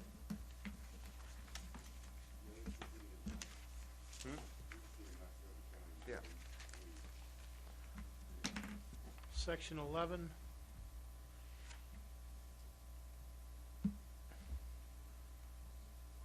This is when we hold the election. No, we're not there yet. We didn't get to that yet. Section we're- 11, down to section 11, ordinance to registration. Oh, All right? yeah. All right, so we're moving on to Article 8, elections generally. Section 12. This is where it states when the elections are being held. There are some suggestions in there as whether to change the election date, time. Move it to the primary or same year as presidential election. So, if I might, Your Honor, currently, we hold our election on the second Tuesday in June. That has been considered the municipal election day. There are a lot of cities that recently have changed those dates. And I think that the mayor has expressed a preference, if I'm correct, to moving our municipal election from the standalone date of the second Tuesday to the primary election day, which will be set by the state legislature. Now, currently, it's in May, and has been in June before, but is back up into May. It's gone earlier. Whatever the legislature sets as the primary election day, what I've done here is to change it to that date. And I think that's something that you all will need to discuss. There are pros and cons of having a standalone election and an election with the county. One of the big cons of a standalone election is we have to cut a check for how much? Don't we allocate some? $87,000. Yeah. It's usually around 40. I was gonna say, don't we usually allocate 40,000? Yeah. So, I mean, that's the cost of the city to hold its own election. If we piggybacked on to the state primary election, then our cost would be zero in it. Or I guess we have a ballot printing cost. Mr. Small did not charge us, that it would be up to whoever is for the ballot printing. Well, there's not a lot of ballot printing. Yeah, because of They use IVOs for extra publication costs, but I would certainly be shocked if it exceeded $10,000. Plus, it gives an opportunity for more people to come out and vote. Don't we have 11% of the Montague residents eligible voters vote in the city election? That's very low. Yeah. That's a pretty good turnout. Oh, gosh. Well, what about general election? You're talking about the primary election. What are the benefits or the Well, the advantage of the primary election is then we wouldn't have to change the term of office, because the election would be in May and you would take over July 1st. If you went to the general election, we would have to change the term of office. Almost like, what do we have? It's like the judges. The Judges. judges are elected in the primary election. Okay, that makes sense. Plus, the other thing, Chief, is then you have to have a lot of stuff about this, so our opinion of it. The one issue being in general would be you would absolutely squash that presidential election. You would have to do, if you were gonna do that, you would have to do ballot primary out of the presidential term to go with the other one, because you'll never get any, you're not gonna get any airtime, you're not gonna, you're gonna be a small minority. The only way that it ever makes sense, in my opinion, is in the primary. I'm curious what you say right now, like actual, I mean, this isn't new to anybody up here, this has been talked about for a while. I know that you kept brought it up multiple times. When votes here to switch it. I like the money-saving idea of putting it in with the primary election. I was simply asking about the general election to see what the pros and cons of that would be, but wasn't necessarily advocating for it. I was glad that the previous council moved the police levy to the primary election, where we had to get 65%. This was definitely a concern of the former police chief. I believe we actually got 75%. The city got 75% approval for that. The only concern, in the primary, which is where it needs to be, you would have magisterial, board of education, also those races, any judges. So I just think we would really have to educate the citizens in Martinsville to make sure that they know you have to go all the way down that path. So that's the key. And that is why I would prefer to keep it just the way it is. And I'm sorry, that's the way I feel. And we would be the last on the ballot. The way they put them together, a municipal election would be behind all of the state, all of the county. I don't know, we'd have to look if there were levies and or bonds. I think they would come after. They would come after us, you think? I think it's really gonna matter a lot how these precincts line up and whether or not we are able to line up with the county precincts. Yeah. That's gonna make a very huge difference in our ability to even consider this, so definitely keep that in your mind. Maybe that'll help them make their decisions. It might, and they're very good at working with me, but they're going to have to break this precinct up dramatically for the way that the city was split. It could cause a problem. Well, there's minimum sizes of precincts that they have to meet. And I don't know where some of those meetings are. It could prove difficult, it could not. We'll just have to wait and see. Yeah. Another option, that I would ask that you consider, being the chief election official, if you want to continue to maintain a standalone election, and it really doesn't matter to me either way.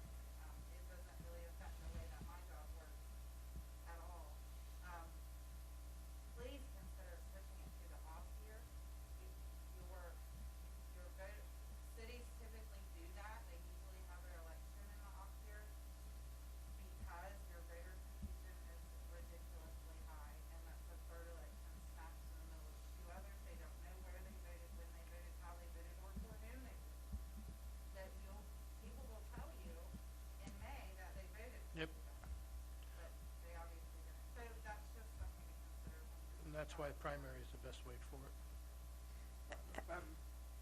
Off year though, you're talking not residential, so you're talking, obviously you can't do No. that. Odd years. 5 years. The odd years, so the odd years. And there are a lot of cities that do theirs on the odd years. It would, if you're not leaning toward adding on with the county, which I actually think is the best thing to do, as the election.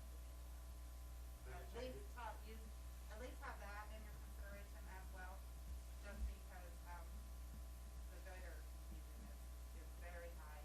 And also, as we saw with COVID, we had a lot of options stripped from us that we would not have had in changes if we had been in an odd year. I agreed when I ran for at-large, I kept encountering people when I was canvassing who said, well, I already voted. And so they didn't, I guess it was useful for them to find out there was a city election. But, related to this too, is there anything that keeps Martinsburg from doing, what do they call it, ranked choice voting? Or is that just something that would be way too confusing for people? Definitely that for the rest of the country. I would have to look and see. I mean, I would have to, in general, I sort of know what you're talking about, sort of how other countries do it. I don't know if that's allowed in West Virginia. We have to look and see. Yeah, the only place I've ever done it was the University of Nebraska electing the student council because they had like this many people running for student council, and so it made it clear, once you had ranked choice voting, that at least if things lined up, and ranked choice voting could have made a difference, maybe not a difference we would have all liked in the last election, because we had so many people running for mayor and for at-large. I was about to say, considering we don't have our own primary, Right. it kind of convolutes the whole election process anyway without having it. So I would like to also have Ken look at To that. look into that? Yes. All right. One other item that is not exactly on the date, but needs to be decided. We were discussing earlier, Your Honor, about the party designations. Why do we have party designations on what we were thinking was a nonpartisan election? And Gina went back to 91, 92 when this was done, back in the 90s, and it clearly said that it was still going to be even though we were eliminating primaries, we were going to have a partisan election. That So- was how the motion was. Now that would have obviously had a responsible election to the charter change and there were no votes. So I don't really know what happened at that point. It's not as clear. You probably does. Was there a charter election in the 90s? Or did they just do it? When they dropped primaries and when they dropped executives, Yes. because see, there were no votes. But of course, Ken does not agree with me on this whatsoever. What? Like, it was never their intention, and they did it,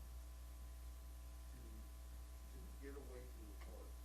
It was always to be a party system in here, and for the same purposes that somebody that works for the IRS or something like that should not hold office because we are a partisan election. It was never their intention when they got rid of the primary to do that. It was to simplify the election. And the Wofford was thought that both of them were going to win the 7 members, and that's the reason it was 7, or down to 7. Well, Steve was here. That's why they did it. And it backfired because there was a large group of people that fought against it. But it was never intention to be a nonpartisan, and I would never be in favor of a nonpartisan election because I think, first of all, I think it doesn't serve the public very well because there is some indicators from some that are uneducated of how people lean depending on their party. And I'll speak because we're on this subject.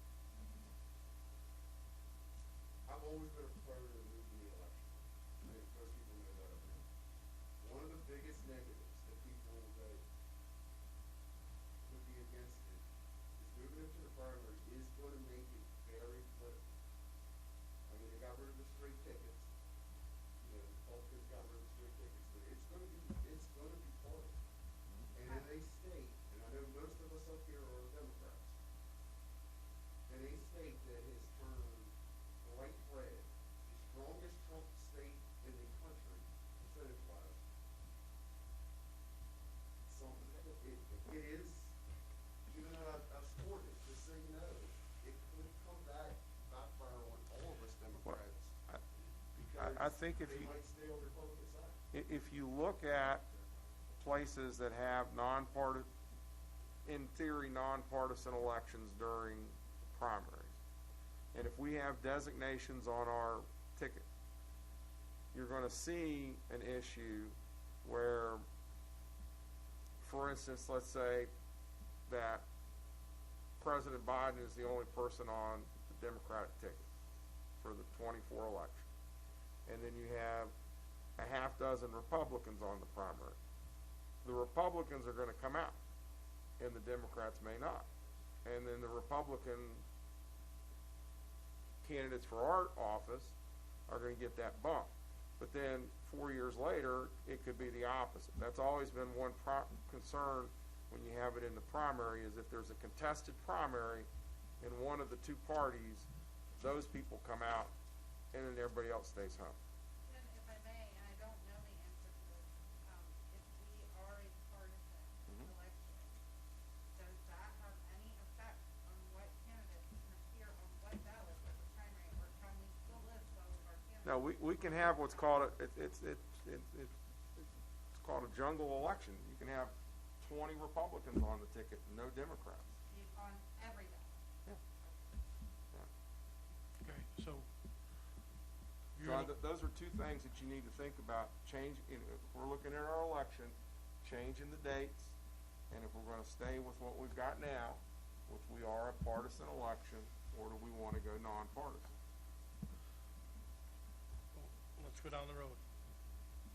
I think dressing for a partisan election, or a nonpartisan election, I'll just say, I will fight the election as hard as I possibly can and spend every cent that I have to keep it as partisan election. So if it goes on there, I can tell you that I'll do everything that I can. So you're for partisan and changing it to the primary? I'm absolutely for partisan election. Okay. And primary. I'll work with And everyone primary. in this city. How about you? And In the moving it to the primary election. Anybody that knows that I will. So is the question, Moving it to the primary election and being nonpartisan, or moving it to the primary election and being partisan? I think there's two No, questions. Two questions. Yeah, there's so many layers. Okay, so how many are in favor of moving it to the primary election? I would be. Yeah, I have been. I'm concerned about what you were saying. That's kind of a different thing. Like, I don't think we fully plumbed the pros and the cons of moving the thing. I'm thinking it all the I way. just thought we'd Saving get thing. more people out, Right. but. And if I you don't get- want- If you get one party out rather than another, then. Say who's really coming out on the primary day. and I don't want to label myself one thing or the other. Of course, in West Virginia, the primary is also when they do the Board of Education and the Yeah. judges, so there's an incentive for everyone to come out. Yep. And they're truly nonpartisan. Those are I nonpartisan. mean, a magistrate should have always been nonpartisan, because third party should have no effect in how they do the law. It's The not school board shouldn't really have an effect. Even though we have, any of us that have been up here for a long time know that being Republican or Democrat doesn't necessarily, I voted very conservative, more conservative than the Republican that sits here, in my opinion. But our parties do have a little bit of effect on how our thinking is, and we are voting on stuff that has some, one of the things we came up would have been, the LGBT. That is a very partisan thing that we got unanimously passed. But some of the cities that failed, where it failed was, they had much more Republican controlled councils. So it does matter, and I think it indicates some of that, I really do. If you label a very local election nonpartisan, then you risk papering yourself with whatever our state officials, our president does in office. You are stained, for good or bad, by what they do. And I kind of look at myself as an independent thinker up here who is not influenced by higher elected officials. Is every Democrat in West Virginia is trying to say right now? Seriously. I don't know. It is I the think you truth. just slapped me with a label right now, and I don't think that's fair. But you can still run as an independent. Well, Yeah, you can okay, write it. that's still I'll go possible, ahead. because when I had the interviews for the newspaper, you know, I had an I for independent after my name. But you can still run as an independent. I mean, I'm sure Jason Barrett wishes nonpartisan. Does he? I mean, I'm thinking he wishes it nonpartisan.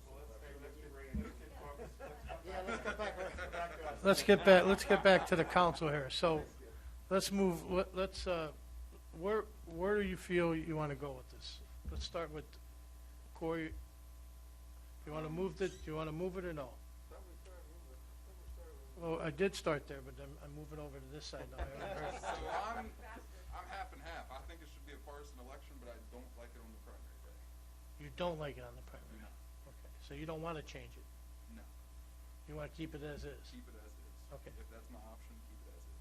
Okay, Likewise, I like to keep it as is. okay. The date, I want to keep it as is, and I always felt that it was nonpartisan, and I think it should be nonpartisan. Because I vote locally, I vote for the person that I want to vote for, and I don't give a shit what party they're in. I think that it would be good to move to the primary election date, and I like nonpartisan. I've always felt that I thought it was. I'm one of those people who thought it was nonpartisan, but for some reason we have to put some kind of label on ourselves, and I didn't see that as being useful in a local election. I'm fine with nonpartisan and moving into the May primary with the intent of the city, so that you can make sure that city residents know that these individuals who are running, hopefully those individuals who are running too, make sure that whatever that May date is, that's when the city election. We have far superior, communications ability with our citizens now, and then also. That's very good. You saw what we did with the levy. There's also the part with the electronic ballots. They won't let you submit until you've gone all the way through. And if you haven't answered the question on a contest, it will actually announce that to you. So there's not going to be any not looking on the back of the ballot or whatever concern that Councilman Etherington might have had about it. Does that make sense? I mean, that's what I remember about the way voting is. It'll say, are you sure you wanted to pass on this or that election? Because there wasn't somebody there I wanted to vote for. And I said, yeah, I want to pass on it. So, but after what we've all talked about here, I'm in favor of keeping it where it is and nonpartisan. Well, we know Jason. What we're not keeping is nonpartisan. It would be change, it would be changing it to nonpartisan. It is always partisan, and it needs to be partisan. All right, so we already lost, the date stays same as far as I hear, right? Yeah, that's the tally. Okay, and so now, partisan, nonpartisan? It seemed to do, we're doing it again, partisan? Well, yeah, just, Partisan. we're gonna do it pieces here. Partisan. Partisan. Nonpartisan. Nonpartisan. Nonpartisan. Your charter will not pass. What's that? It will not pass. It's not. It's gonna be we're gonna go down a wrong road with that one piece there. It won't pass. I can tell you all, the clerk being partisan, it will not pass. Okay, so we've looked at that. So we're making it nonpartisan and keeping it uneven year. Yep.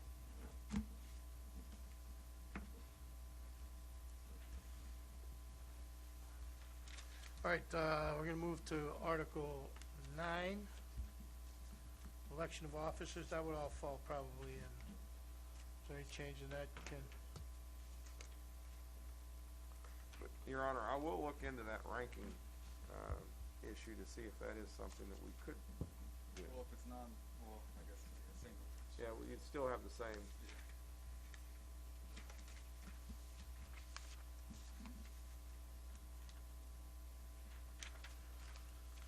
Okay, election and term of mayor, that, again, that's just gonna, stay the same, correct?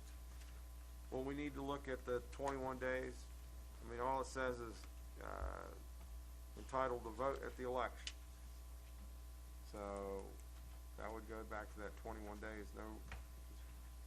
we'll just need to check that, double check that. Which one are you talking? Number 14, no person shall be eligible to the office of mayor Okay. except a citizen entitled to All vote. right, I was back up on 13, election and term of mayor. Oh. That doesn't change it because we didn't make any changes, correct? That's correct. Okay, 14, you just explained that. Yep. 15, again, just some changes there. There's been no changes on anything else. Section 16.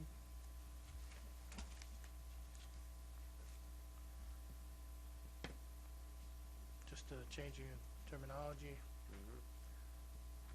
And then the section 16-1, we had talked about possibly not having to get signatures.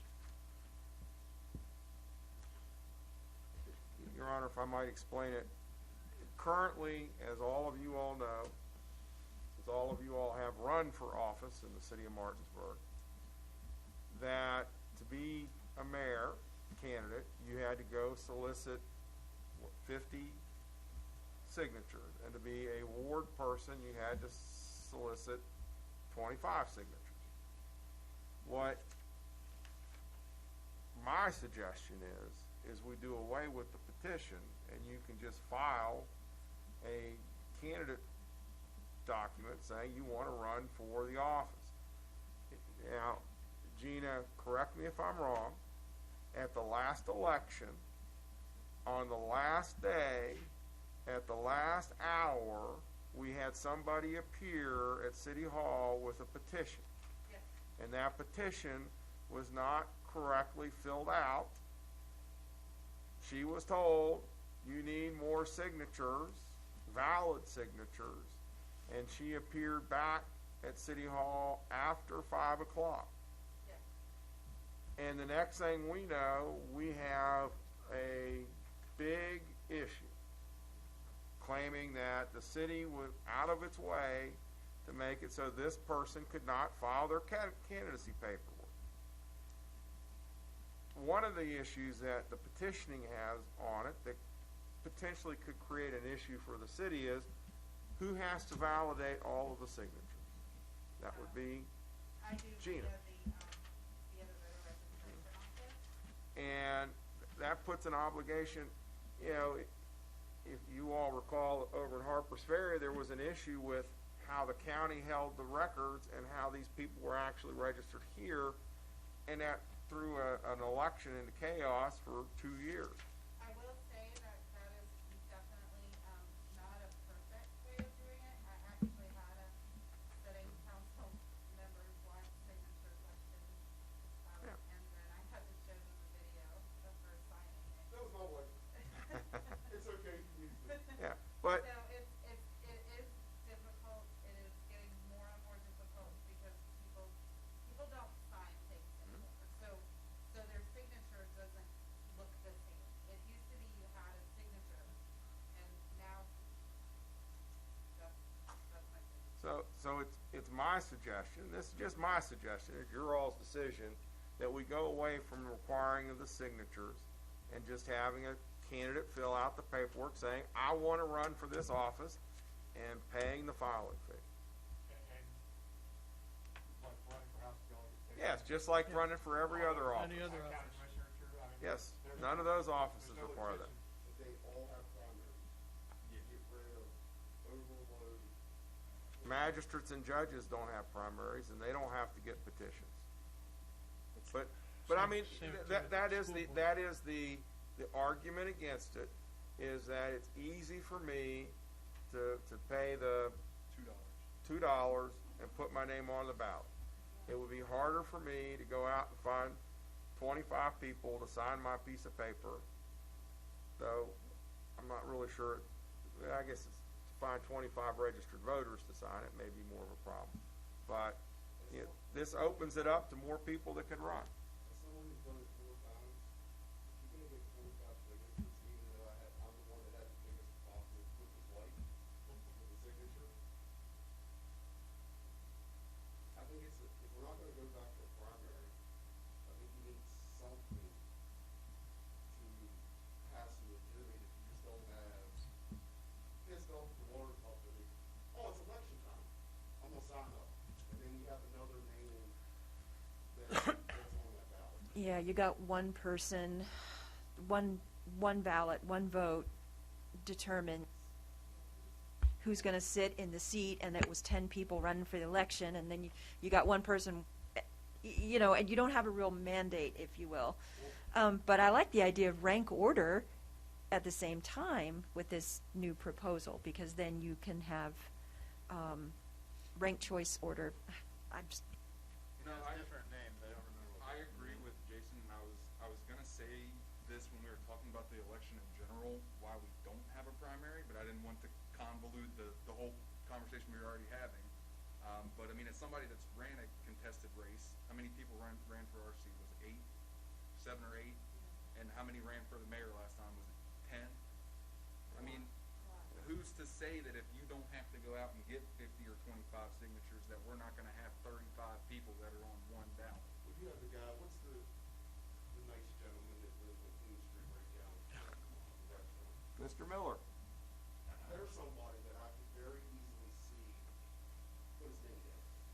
For the heck of it. For Miss Unger. Just because. It's $2. What's it matter? For Miss Unger. Quite frankly, they could file a write-in and do $0. Yeah, they can do a write-in. They don't have to have a Thank you. petition. Yeah, but write-in's not the same as having your name on the ballot already. And no writers ever wanted to see in Warrensburg. Got down to 6. Yes. 6 people in Ward 5. Yeah. That was the first that was ever had. So primary or signatures? That's how I see it. I agree. And let's keep this thing. You're gonna make Gina cry. I know it sucks. I had to fix mine 3 times. I know. It sucks, Whiteboards but that stick on the window and dump the money out. But the Yeah, we could charge $100 to file. increase the price. well, I don't think that it's the money part. I think it's the fact of I would have to go out and get signatures rather than me just coming to City Hall and giving you a $2 bill and saying, let's do it. That's a big difference. Is there any disincentive for running because of the Secretary of State requirements? Or does that not apply if you decided not to do any fundraising? If you don't spend any money into any fundraising, You can just do it. Yeah. it's very simple, and you still use the paper form for municipal election. You don't have to file online, and eventually you would bring me a box of receipts. No, really? Who are you staring at? All right, so no, Sounds like we're keeping the no petition. changes there. Okay. So that moves us 16A1A, all that stays the same.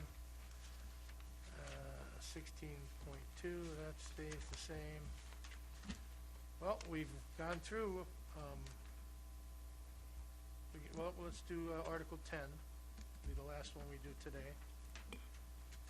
And Article 10, interest of officers in city contracts.